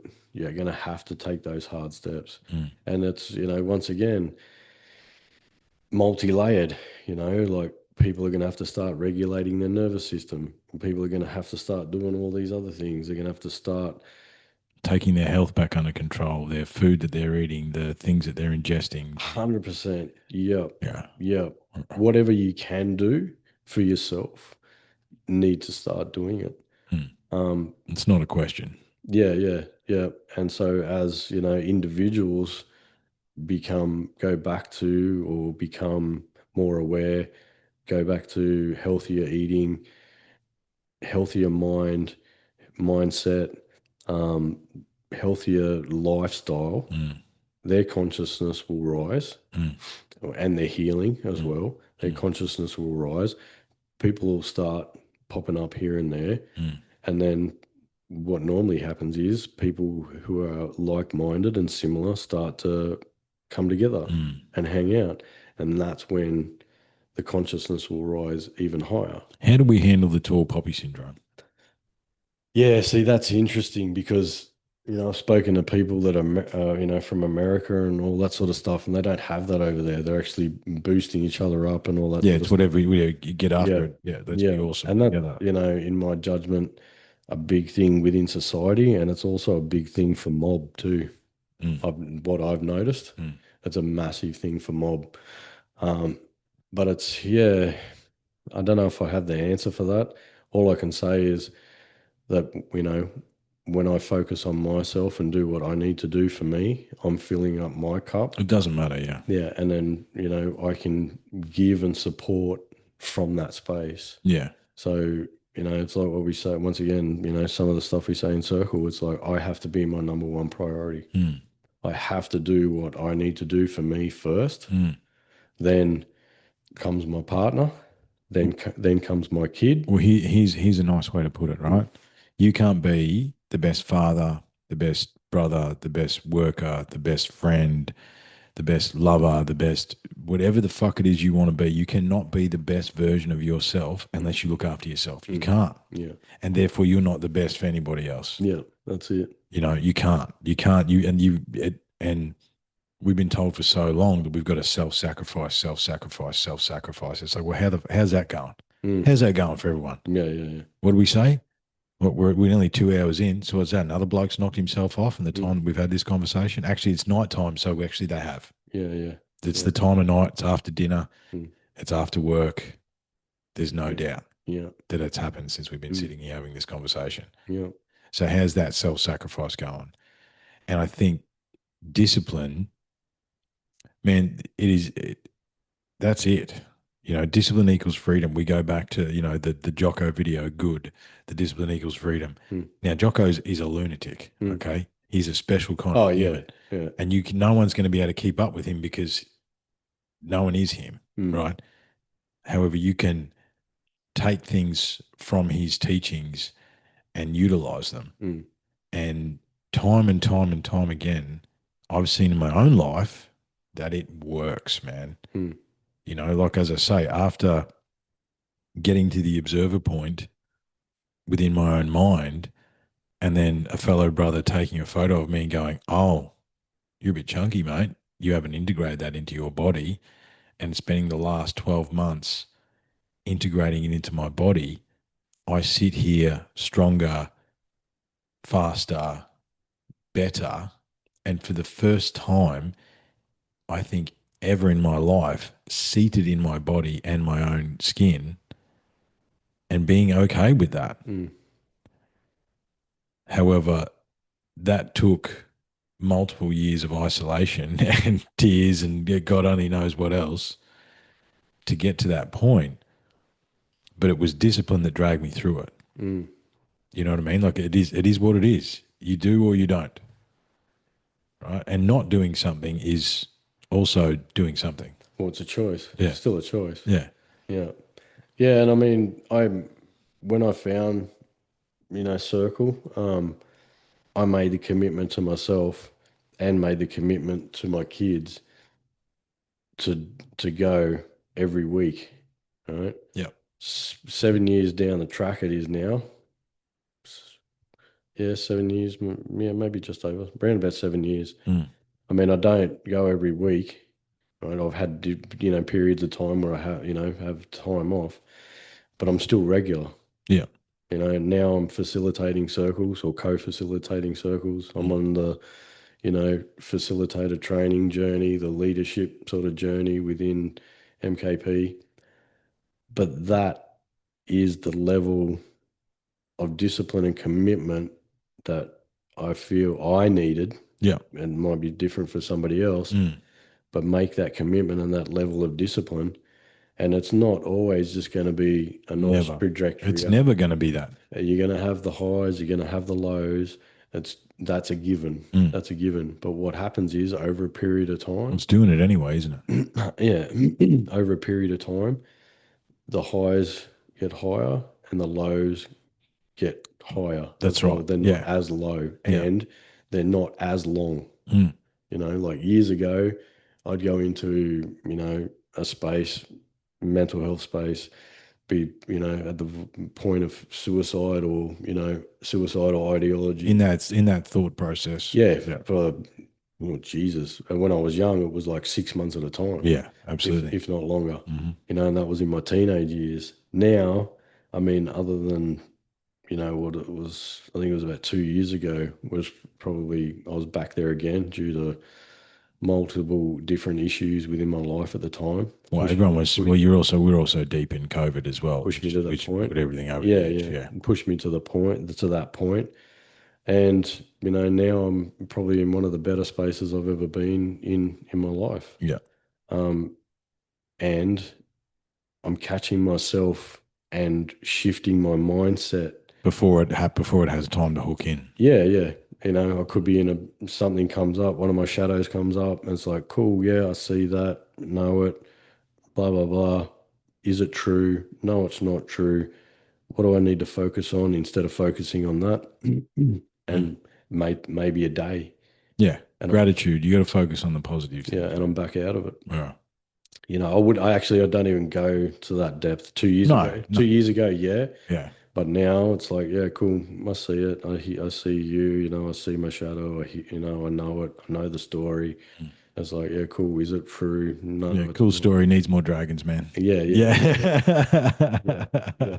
But in saying that, that's what the 7 years of sitting in circle and doing the work, the weekends away, the Yeah, the processing, process, everything else, everything, and it's everything. fast. What I find fascinating about, and look, you're in that group as well. You're in the group chat, the Mm, behind the scenes.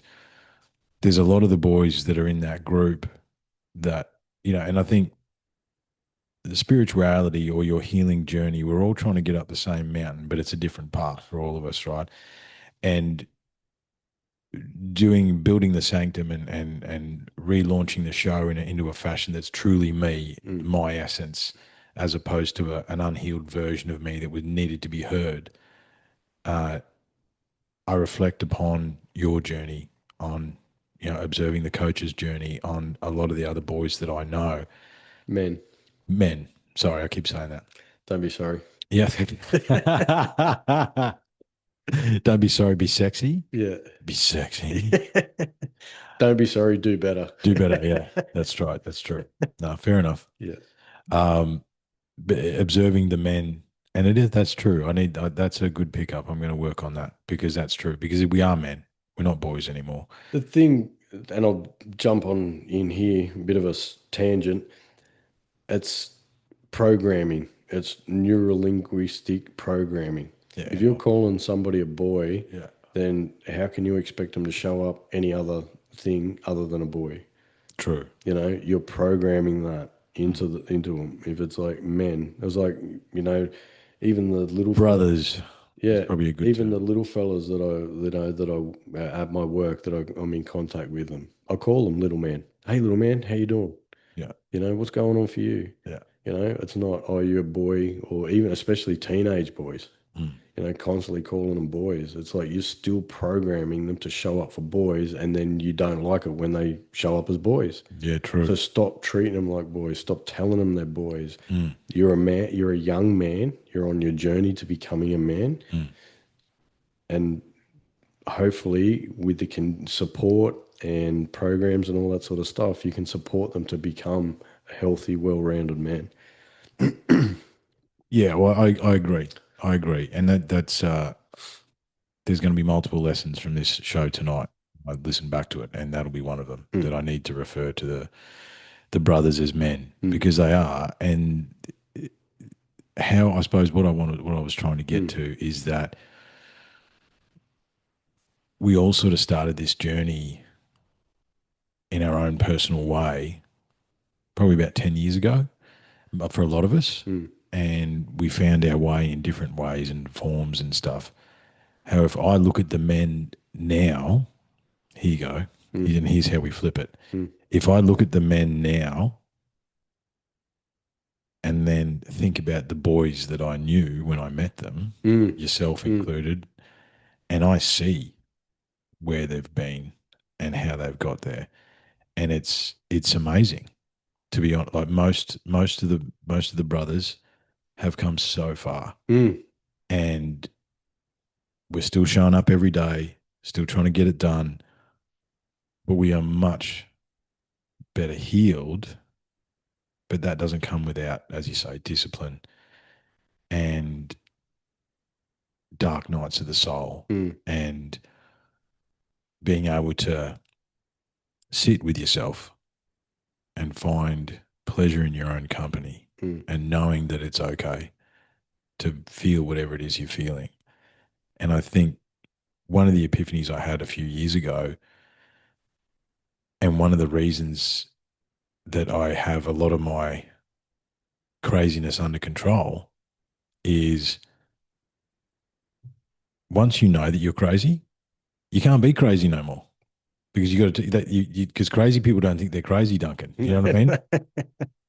Yeah. Crazy people don't think they're crazy. Uh, But if you think you're crazy and you know you're crazy, then that's your responsibility. You can't be crazy no more. You mm, can't allow that to happen mm, anymore because it's like, oh, yeah, that was me. mm. Yeah, that was my, yeah, okay. You can't, once you understand that. Mm, And I think the benefits of,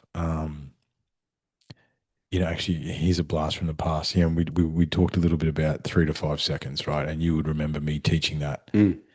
And you remember Big Jackson Hughes, the big Islander boy? He's a I big think fella. so. Yeah, you would know him if you saw him, right? Mm, He's 6'5", just a giant mm, dude, right? I remember he comes barreling up to me one day and just picks me up in this great big bear hug.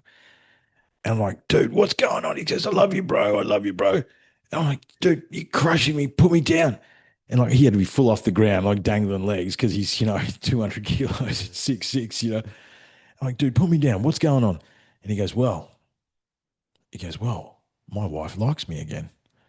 I said, what do you mean, man? He goes, well, we've been talking about 3 to 5 seconds. He goes, I took 3 to 5 seconds with her and I didn't say something stupid and she likes me again. You know what I mean? yeah. But what I've seen in Jackson since then, because I'm his friends on Facebook, Mm, right? I know that I could call him at any time and he's like, he'd have an army of Samoan warriors at the doorstep, but he's continued as well. mm, You know what I mean? I see him applying it. I see him looking after his wanu and his children and his family and all that stuff. And it's these core ideas that we all spoke about way back then that we've all taken that echoed as true to us mm, because the truth has a ring to it. mm, And we've used them to be where we are today. mm.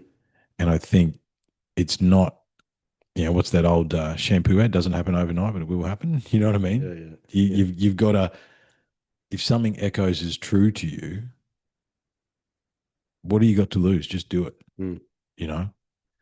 And it's very cool to see the men that are part of the wider group that I've seen over the years. And I think it's such a pleasure to have you out here, man. mm. Just thank you. Yeah. Gratitude. Thank you. No, I appreciate the time and being invitation. And it's interesting that you said that before that, it was 10 years ago. 10 years ago, um, I actually had another, awakening or whatever you want to call it. I got clean off ice, Mm. lost everything back then. 10 years before that was when I got shot and got out of the gang. So I'm interested to see what happens for the rest of the year. But my point to it was though that you're saying there that like when we all ended up sort of meeting each other through 6 degrees of Yeah, separation that's or, right. or whatever, Yeah. that we still have that group of men like that we can make that phone call. Like I know I've got guys within MKP and all that sort of stuff, and I also know that I can throw a message into that group chat and go, "Hey, I'm really fucking struggling at the moment." Yeah. And like you said, man, yeah, I'll have at least 3 or 4 guys go, "Hey, dude, where are you? Yeah. What's going What's on? going on? Do you need a Hey, call? What yeah, do we need? yeah. Yeah. What can we do? Do you need me to come see you? Yeah. Do it? Is it just a phone call? Yeah. Where are you? What's going on? Mm. Rah, rah, rah, rah." Mm. So yeah, being able to have that, and if you take that, um, that idea or whatever, and go all the way back to tribal days, Mm. that's what the men did Yeah. when they went out hunting. Yes. They were hanging out, doing their thing, and bonding, Mm. connecting. Mm. So then, if there was something going on, you had that group of men Yeah. there to support, Mm. you know.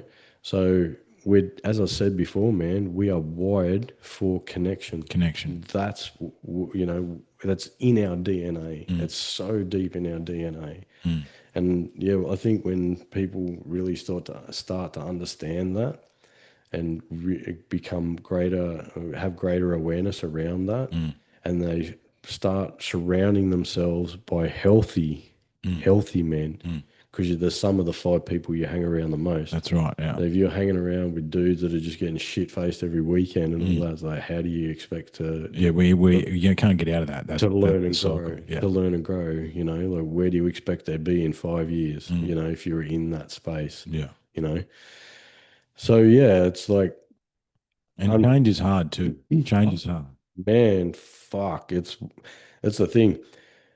Even though you might be in an uncomfortable situation or set of circumstances, that's still your comfort zone. That's right. And it's only when the pain, or somebody said to me the other day, the hatred that you have or that I have for the situation that I'm in Mm. gets so big Mm.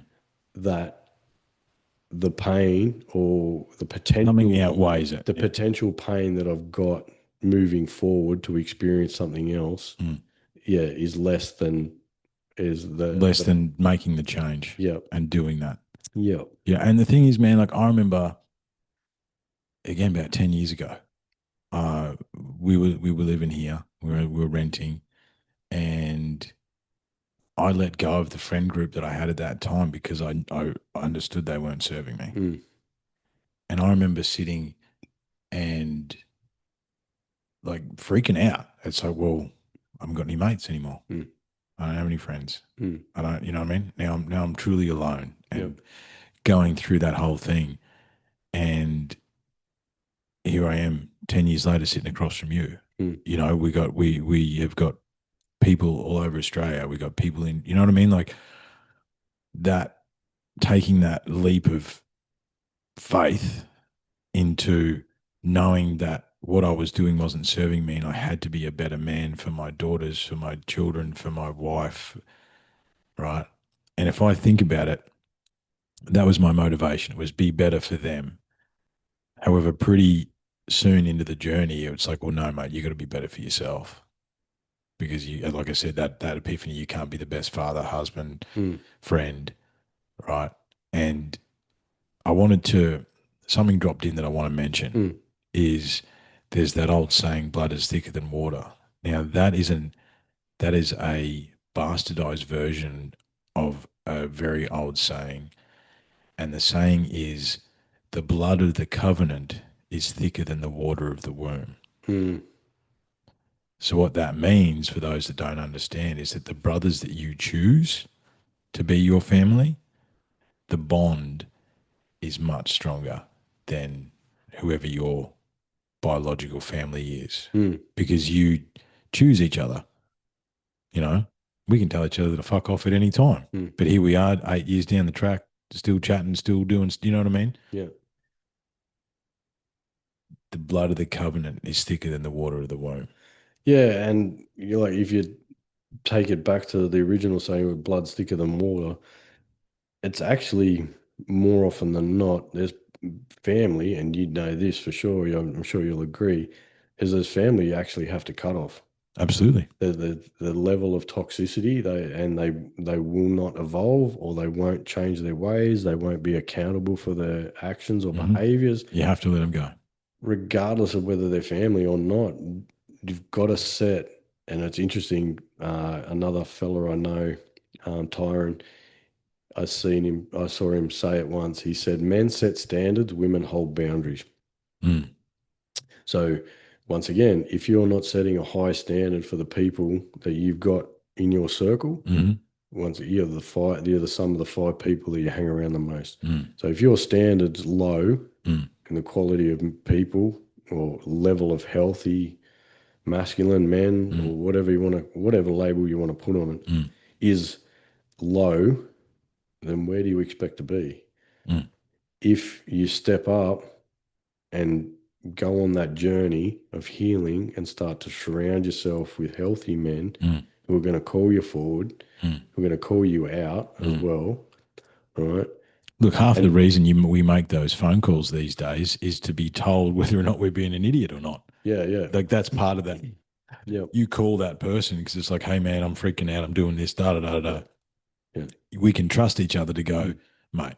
What's really going on for you? What's Yeah, underneath that? yeah. You're being a dickhead. What's Mm, going on? yeah, You know, yeah, or you're wrong in yeah. this situation. Or you're avoiding this, or you're Yeah, bypassing that, or yeah, you're missing this blind spot over here. mm, I can see this here. Are you seeing what I'm seeing? yeah. You know, because if when I'm in it, it's like the forest for the trees. Well, what did I say before? Rage or, any of these big emotions make you Yeah, deaf, numb, and blind. You yeah, can't see it, man. yeah, You're too close to it, yeah. and I think, um, yeah, it's, when you were talking, you keep mentioning the hunting. One of the things that I've taken up over the last few years is bow hunting. Mm. And it is an unbelievably primal experience that, like, it's like we go away once a year. And now that we're past, it's solstice tomorrow, Mm. um, I know I'm going to start getting the itch. It's like we need to disappear into the bush for 4 days. Yeah, Now, truth be known, we haven't executed yet, right? We've still been learning. yeah, Oh, look, the bottom line is we've been going to the wrong place. And however, as far as hunting techniques, the last time we went out, we hunted well. mm. We didn't find anything. Well, we did. We found scat and a few bits Yeah, and pieces, but we didn't execute. mm. Um, However, the act of being out there Mm. in the middle of nowhere and walking through the bush with the intention of hunting and carrying that bow and being in that space, in that place, it's it's unlike anything that I did. I had no idea what it was going to be like. And, those boys that I go hunting with, I don't see them very often, Mm. but we come together once a year. And yeah, we've had some very deep conversations around the fire or sitting up in the bush just by ourselves. Yeah. And, there's been vulnerability that has been shared in a completely open space of no judgment. Mm. And, those boys are my brothers now. Man. Yeah, men. Those men are my brothers now. He's going Yeah. to keep calling. Yeah, that's going to echo in my head. Like, that's what's going to every time I say boys now, man. They just he'll be your voice in my head. Yeah, and it like even if you take out like the hunting aspect of Oh, it, it's got little to do with the hunting. yeah, yeah, Yeah, yeah. You're out there bonding, you're out there in a space where if something goes wrong, the only people you've got are that the crew, men. the crew that you're with. Yeah, Yeah, the men that you're with. yeah, So your life is in their hands. yeah, And so there's a level of trust, respect, whatever else you want to throw in there mm, within that group, mm. you know? And that is basically going back For to the tribal setting. Yeah, 100%. mm. Yeah. It's yeah. But it's doing it in healthy situations and creating healthy ways. And do you know what's fascinating, right? So we've been out to actually. I'm going to have a Jackals photo up in here because Jackals has helped me on my journey. That's the property we've been going to. Mm. The first time we went was a bunch of us and we got fucked up and shot bows. You know Mm. what I mean? We didn't. Mm. Yeah, we went walking with bows Yeah, yeah, and played music and drank all yeah, night. You know yeah, what I mean? It was a release. yeah. Second time, sort of the same, Mm. more hunting. Yeah. Third time, definitely more hunting. Mm. Little bit of drinking, Mm. definitely more hunting. The last time we went, we were there for 4 days. We got up at sunrise. We hunted till lunchtime. We came back, chilled for the hour, hunting in the afternoon. Mm. No fire, no music. Like it's been fascinating to observe how it's actually drilled down into Mm. that experience. Yeah. Because look, and don't get me wrong, going camping with the boys and having a fantastic time is great. That's Man. not a bad thing. Man. Men, see, now I've got it in my head. Yeah. Now I've got it in my head. Going out with the men and having do you know what? I was right. Mm. Going out with the boys and having a good time Fair call. and getting fucked up Mm. is fun, but as men, Mm. that doesn't serve us. Mm.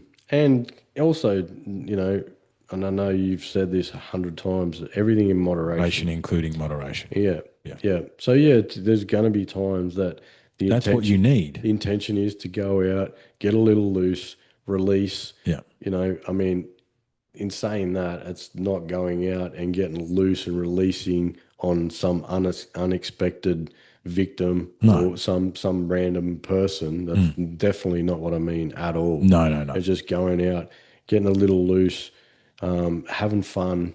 And that's the other thing too, mate, is that especially in the journey is there's need to be balance. You got to And play. it's something that I learnt the hard way a couple of years ago.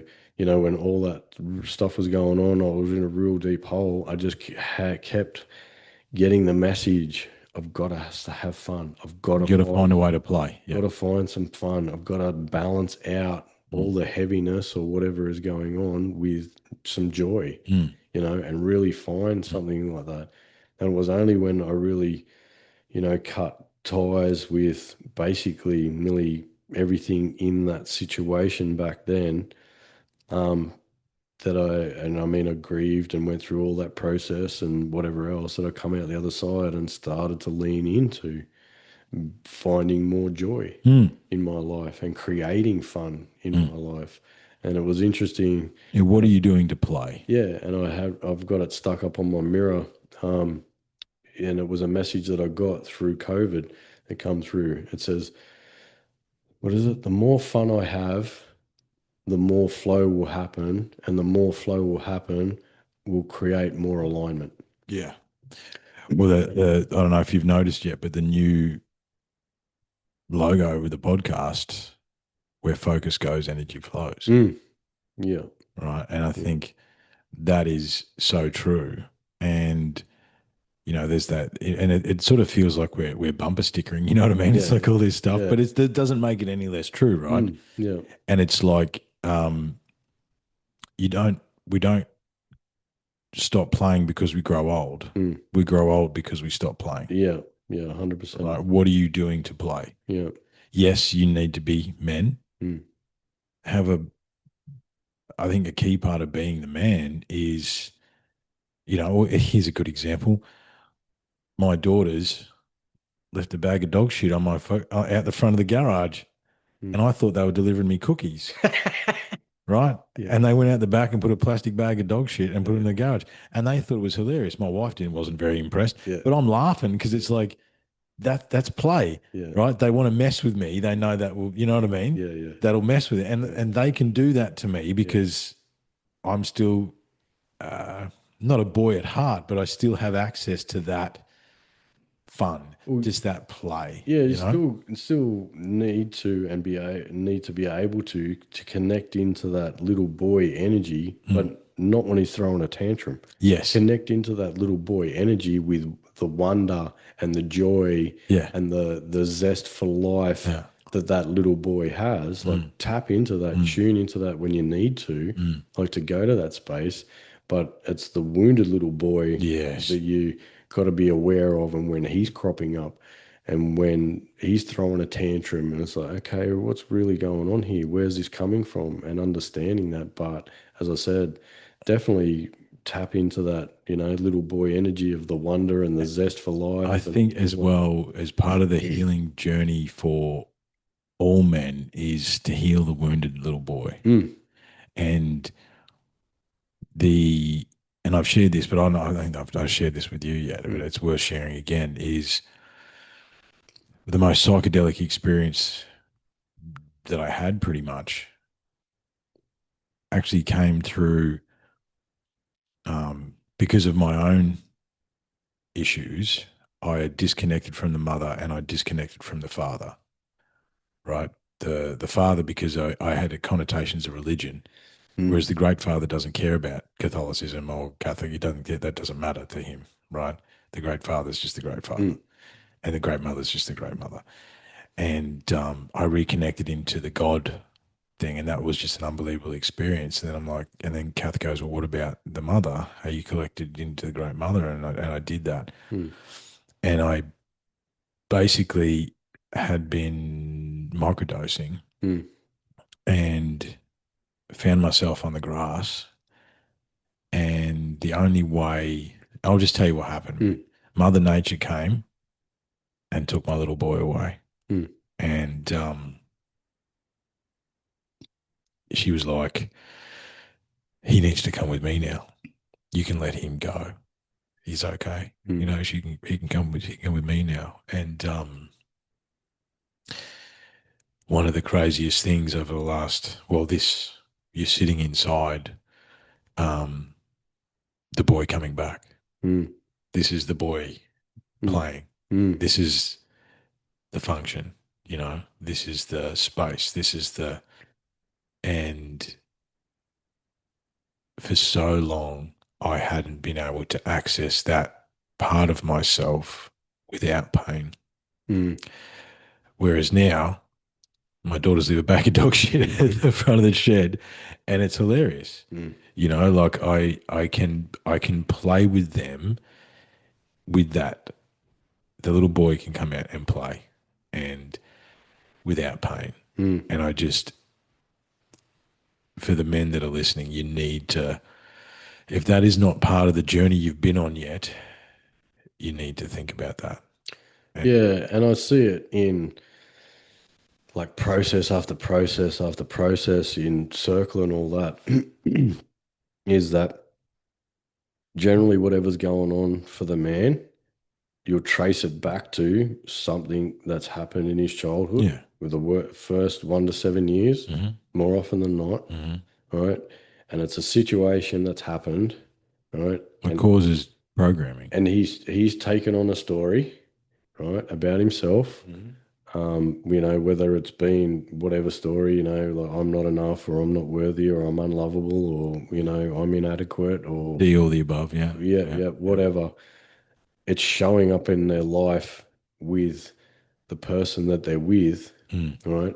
Because that's just a mirror. It's a They're reflection. Yeah. mirroring back to Yeah. them what's going on, Mm. what's really going on within their core Yeah. or deep within inside them, Yeah. right? And when you tune into that and start loving on that little boy and Mm. giving him what he is looking for externally, Mm. but you start to give it to him, or I start to give it to my little boy, Mm. my wounded little boy, I'm starting to heal, Yeah. and starting to remake that story, Mm. you know, Mm. and understanding that. Because yeah, see it so many times in circle. It's like, okay, yeah, this happened when I was 5. Yeah. Something happened, rah, rah, rah. I took on the story, Hmm. and then I've gone and co-created situations Yeah. throughout my life to reaffirm that Reaffirm that. story, Yeah. to go, Reaffirm that see, you're negative. fucking right. You're You're right. right. Yeah. You're right. Yeah. You're right. You're Yeah. right. You're right. You're right. You're right. Yeah. Until I got to the point where it's like looking, it's like, oh, how am I co-creating this situation? Because you are co-creating every Yeah. situation. There's a Yeah. measure of responsibility that you Yeah. must take. And Yeah. that's even, like if you want to go down the DV road, like every situation is co-created. Every, every situation. Mm. Whether it's the fact that somebody's had no boundaries, hasn't held their boundaries, Mm. has given their power away, done whatever the fuck has gone on. Mm. Do you know what I mean? That's still, Or it's a cycle of violence that goes back 3 generations, 4 generations, or yeah, whatever it is. yeah, Yeah. Things have become normal yeah, yeah, that yeah, aren't acceptable, yeah, but are normal. yeah. As you say, you could be in the depths in the darkest hole. That's your normal, man. If you Mm, spend enough time there, and I think, and this is something that I know you understand, mm, when you're in your healing journey, there's definitely a period of time there where you can easily fall back into the black hole because you're comfortable there. mm, Outside of the hole, you got to deal with stuff and you got to see things and face things and you got to actually do something. yeah, Whereas even though you want it out of the hole, you will fall back in because it's your comfort zone, mm, and that place of darkness doesn't serve you. And it can be, as you say, there's so many levels to this, right? It's mm, out of balance, man. It's mm, out of balance. I wanted to talk. Obviously, I think we're probably coming to an end. mm. I know you need to get home at a reasonable hour tonight. Uh, Um, I wanted to talk to you about because the other thing that I'm hearing throughout this conversation, and one of the ideas that I've been playing with is because we're out of balance, man. mm, There's no balance. Right? We don't.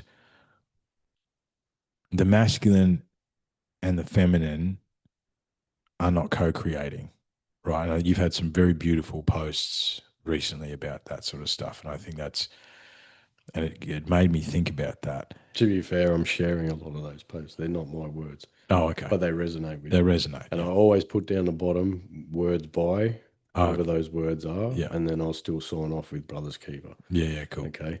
But it is what resonates for me. And yes, you're 100% on that because my mentor talks about it. We've got to come back to a space of unity. Yes. The thing with that is, though, we also have to come into a space and sit and witness Mm. the pain, suffering, Yeah. sadness, grief that the other person has experienced. Yes. We don't have to take that on, and that may not even be about us, No. but hold space for the other person, To share that. yeah, to be able to go, this is what men did to me. And if Mm. and the other part to it is too is if there's something coming up within me when somebody's saying that, it's like, cool, I get to look at that. Mm. What's really going on? Mm. It's not project it back at that person. And It's that like, the trauma projection and trauma bonding is a massive thing between men and women, I oh, it's a think. massive shadow, Yeah. huge shadow, Yeah. and I can say that, I've been down that road as well. Of course. Yeah. Everybody has. I Mm. think you'd be lying if you said you You didn't. are lying if you say you haven't. But that's also part of the process. But it's like that's a part of the process that we can spew out, get out, and then move forward. Yeah. Like that's why me, Brooke and Carol, Brooke's wife, Carol, we do co-gender circles Hmm. because there's a massive, in my judgment, there's a massive amount of healing in seeing and understanding what the other gender, Has been through. yeah, Yeah. yeah, and what they've experienced. And it creates awareness. It also creates compassion and, empathy, understanding. And again, it comes back to, well, for me, that big epiphany I had, rage makes you deaf, dumb, and Mm, blind. mm, And once I released that rage, I could see, hear, and feel yeah, what I'd done. yeah. But also, I could see, hear, and feel what had happened to other women. Mm, And there's also the one thing we don't talk about with this masculine stuff is that we also have a feminine side, right? So, mm, as a larger part of my research, there is an echo that basically runs through all the megalithic architecture, all this sort of stuff, basically. And it's the feminine on the left, it's the masculine on the right, and then in between, the dark, the light, and then in between mm, is us, mm, right? Now, obviously, in the religious faith, it's God or Jesus, but that's not what it's supposed to be. It's supposed to be us. mm. We are God, right? You exist within that balance, and some of the stuff I see, and you sort of brushed upon it before, toxic masculinity. I It's hate that word term, but Yeah, anyway, go on. I know I do as Yeah, well yeah. because of the what connotations it's Mm, been had. But yeah. the problem is too is that it's also true. There is that, Oh, but it's been blown out of proportion, yeah. right? It's not masculinity that's toxic, it's the It's the behaviors that are behavior that toxic. are toxic. Because there's just as much Toxic, toxicity with women and absolutely. their behaviors, Yeah, right? But so it's not masculine or feminine that's toxic, no, whether you want to say it's the absence of them yes, that's toxic yeah, or behaviors that are unhealthy or toxic behaviors good. that are playing out. Yeah, I like that. I like that. I'm going to play with that because Yeah. it feeds in. You're totally right about that, and thank you for correcting me there because you're totally right. Because what I've seen is that we talked about this system that's been created to bring us down and all those sorts of stuff and narcissistic, Mm, psychopathic. What's missing, man? Missing is the feminine aspect. It's the softer aspect. It's that balance that comes in. I mean, we've got the Book of Five Rings in mm, the bookcase there. And one of the messages of that is that, inside all men is the lover, the artist, the healer, the father, and then the warrior. mm, And only then, once the lover, the artist, the healer, the father, you master those four, then you get a sword. mm, You shouldn't pick up a sword until you know who you are, mm, as far as, and that's a good way to look at where your gaps are, right? The lover, the artist, the healer, the father, where do you need work mm. there? But that is the softer side, man. That is the feminine side. And we are so out of balance. And I think the classic thing is the broken woman meets the broken man, and they're perfect for each other, and they're going to help each other heal, but they're both too damaged and scared to embrace it. Interesting. There was a reel from this fella. I can't think of his name off the top of my head. He said the not safe woman meets the not enough man, and that's what goes Yeah, on. right. She projects onto him that he's the reason that she's not safe, Yeah, and then he he takes projects on onto this, her that he's not enough, and then he takes on that he's not enough, and gets stuck in that and round and round and round we go. cycle. Yep, yep, and yeah, it's like yes, certain situations can make people unsafe and all that, and totally understand that. Mm, But if the woman has got a wound, like a core wound that she's not safe, mm. it doesn't matter how the fella shows up. She's going to find things to reaffirm Why the she's sto not safe, the story that she's not safe, right? and whatever that takes. And then project onto him. But then on the flip side of that, the man is going to project that he's not enough Well, it's going to and show find up, ways yeah, to but do. yeah, it's going to show up in his behaviors. Yeah. Whether he's the nice guy or, whether he's playing out some behaviors or whatever, generally stemmed from I'm not enough. Mm. right? And so I feel that's as a metaphor or whatever you want to call it, that's pretty much where we are now Yeah. in a society, Yeah, it is. like like as an overview, Mm. you know, women aren't feeling safe, right? And men don't feel like they're enough. And yeah, yeah, Nothing we do is enough. not good enough, yeah, yeah. So it's when you start to, and it's like, the other thing that I've posted, and this has come from Brooke as well. That's when when men sit with healthy men, the conversations are different Yeah. when it comes to relationships, women, all that sort of stuff. Absolutely. Yeah. When women, healed women, healthy women who've healed their, oh, sorry, that's right. When men have healed their mother wound and sit with healthy men, Mm. the conversations are different Mm. when it comes to women. Yeah. When women have healed their father wounds and they're wounding around men, Mm. right, and The sit with other conversation's women different. that have healed that, the conversations are different. Mm. It's not all this pointing fingers, Mm. blaming the other sex for everything Mm. that's going on. Mm. You And know, I just think I just wanted, and I'm really glad to get your opinions on this because I think it's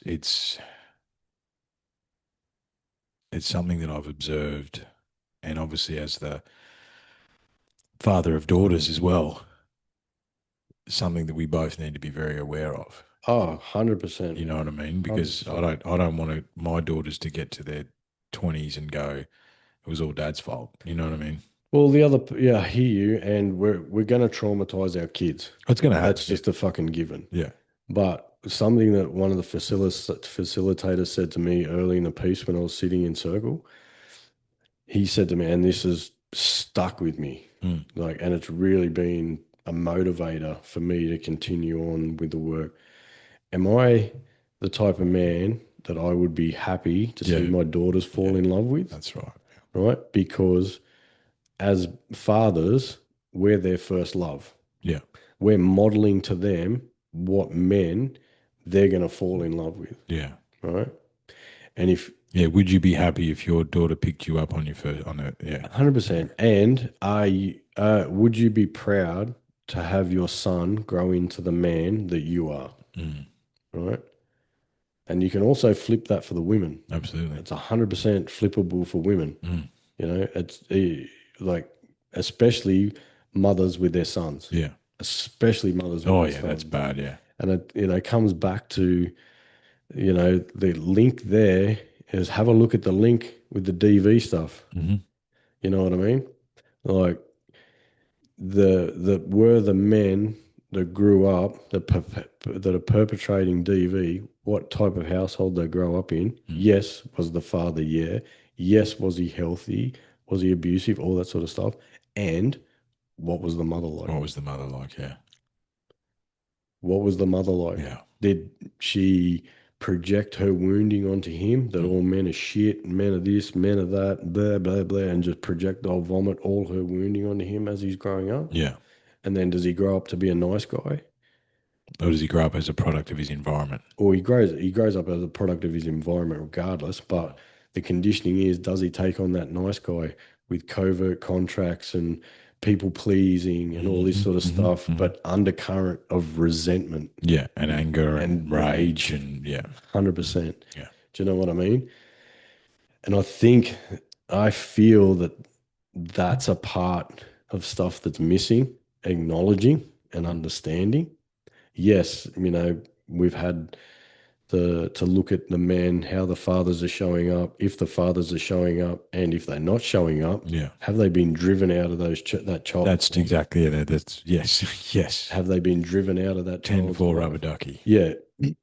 So, once again, is there accountability around that? Mm. Because there's absolutely fuck all accountability in the DV court from both sides. Yeah. The coercive control laws that come in can be a very fucking slippery slope. Hmm. Yeah, I And know. Yeah. I know it's feeding, and the conversation, or what we spoke about before, there's a narrative or something behind it as well. Absolutely. And I'm not saying that it doesn't happen Of course because it it does. fucking Of does, course it does. right? This is But not, the thing is, these conversations are not taking away from the terrible things that happen yeah, at all. but the thing is, the current laws and the current DV laws are not being policed properly now, It's because there is no policeman. right? They're not being policed properly, Mm. right? So you bring more laws in, if they're not going to be policed properly, which the flow on effect from them not being policed properly now is they're not going to be policed properly, Mm. the consequences are there's going to be a shit ton of men in jail over false accusations. Yeah. And we, me and Brooke are actually going to be doing a series of lives around men and DV and all that sort of stuff Mm. coming up. And when Gillard was in, she actually passed a law to say that you can't be charged with perjury when you lie in a family court. What? Yeah, she passed a law.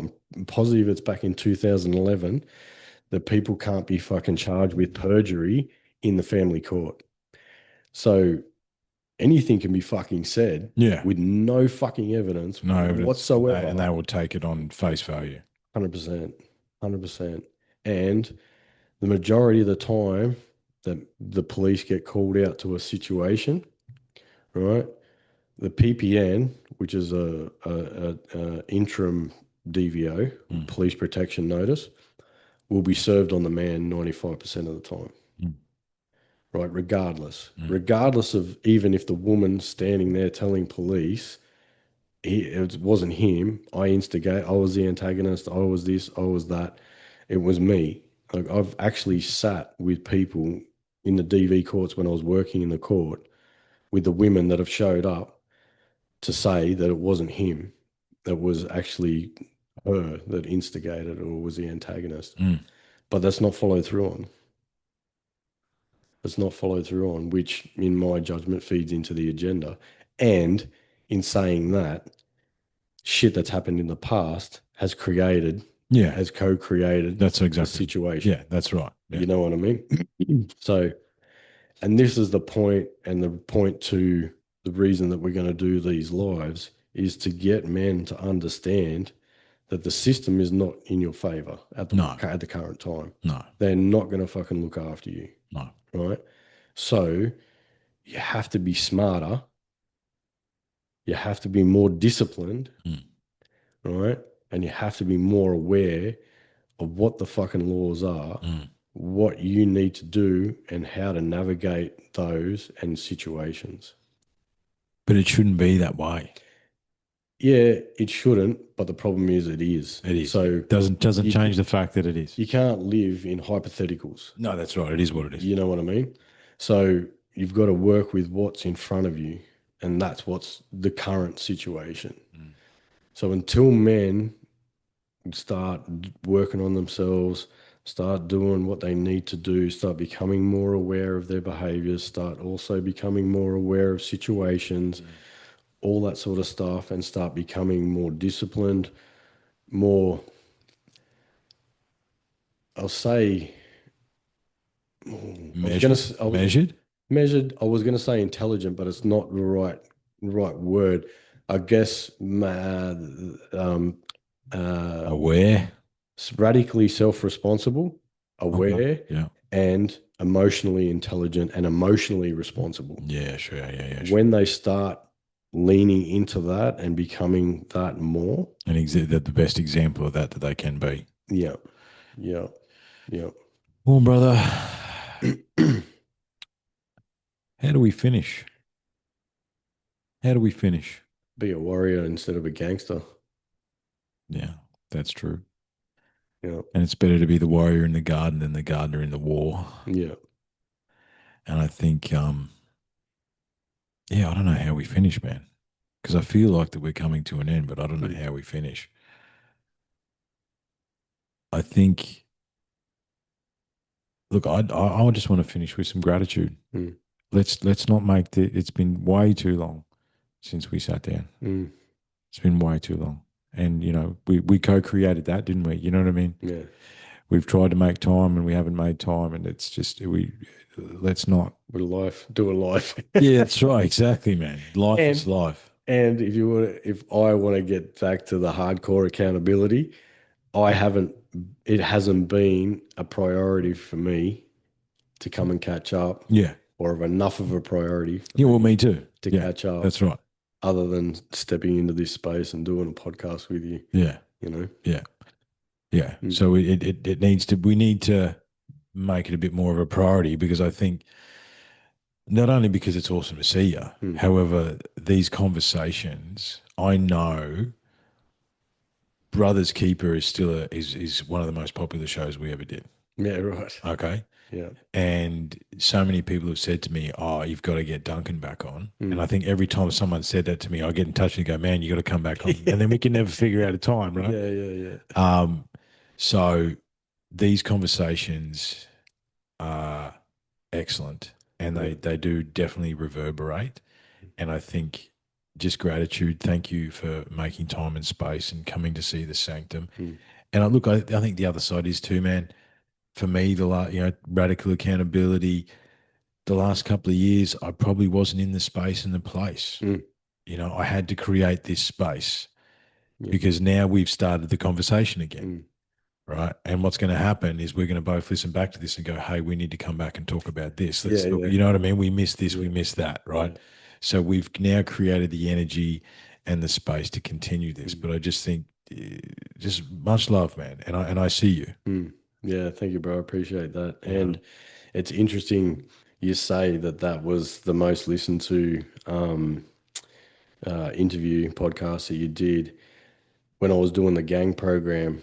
Um, the task force and the company that I work for knew my history. That's how I got to that position. yeah, I'd been the case manager for that pilot program, which has continued on. But yet, due to egos and attitudes, they didn't want me to tell any of the members, ex-members that I worked with, my story, right, right? For, you know, whatever. in my judgment, absolute ego Mm, and bullshit. But interesting though that to work with members that are guys that are transitioning out of gangs, but yet I can't tell them, I that you couldn't tell them my that you had story. transitioned out of the Yeah, gang. Yeah, and interestingly enough, I did an interview with a current affair on yeah, the youth crime issue, funnily enough, however many years back ago, yeah. and the fucking situation still hasn't That's changed. it's It's exactly gotten the worse. same. It's Yeah, gotten worse, yeah. right? And it was only the fact that that got aired on a current affair that I had not only had three guys who were already in the program message me either the day after or that night, Mm, and a fella who they struggled to get to engage into the program. mm. He showed up the next day, saw me and goes, "Hey, you that dude on TV last night, eh?" And I went, "Yeah, bro, that was me." And he goes, "Ah, sweet." And then engaged Yeah, after that. So, in my judgment, it's like life experience can account for a shit ton, absolutely. and also to be able to create connections, Mm, and people to resonate with that story mm. or whatever the story is. Doesn't have to be my story, No, it but doesn't have to be your you know what I'm story. Yeah. talking about. Absolutely. Yeah. Yeah, man. And onwards we go. Mm. Yep. And I tell you what we're going to do. I tell you Yeah. what we're going to do. Entertain the people for a second. Yeah. You're gonna pull down that book, aren't you? Yeah, yeah, yeah, yeah. But I haven't got my warrior books in yet. Still, I've got to. There's, I'm talking in the studio. There's still one piece that is going into the studio, and it's a low bookcase that goes yeah, along that wall, so I can get all my books in. yeah. But this one's probably even better, right? So this is the guide for the advanced soul. This is the one I've been using lately. Mm. Okay. So what are we doing? Oh, just on a side note too, that program that they run in Folsom and San Quentin, anyone that has been through it and been released has never returned to jail. Really? So, Apparently, from my understanding, once again, I could be wrong, but I'm pretty sure from the stuff that I've read from it, right? Any of the men that have gone through that program in jail, once they've been released, they've not returned to jail. And the other beauty of that program is that they train lifers up to be facilitators within the jail. So it's not just outside men coming Yeah, in it's all the not. It's so time. again, they're using their story to help. Yeah, and that level of connection that they may already have in there. All right, what do we got?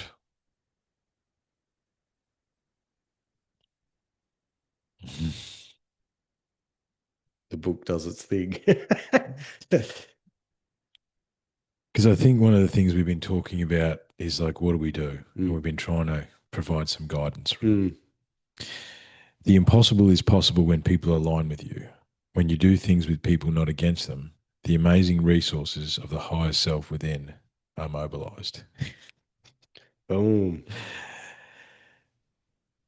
And just as a reminder, great spirits have always encountered violent opposition from mediocre minds. And with that, sir, Mm, thank you. Much love. mm. Thanks, everyone. Until next time. Yeah, thanks very much, mate. Appreciate it. And thanks for your time. Yeah, no, thank you.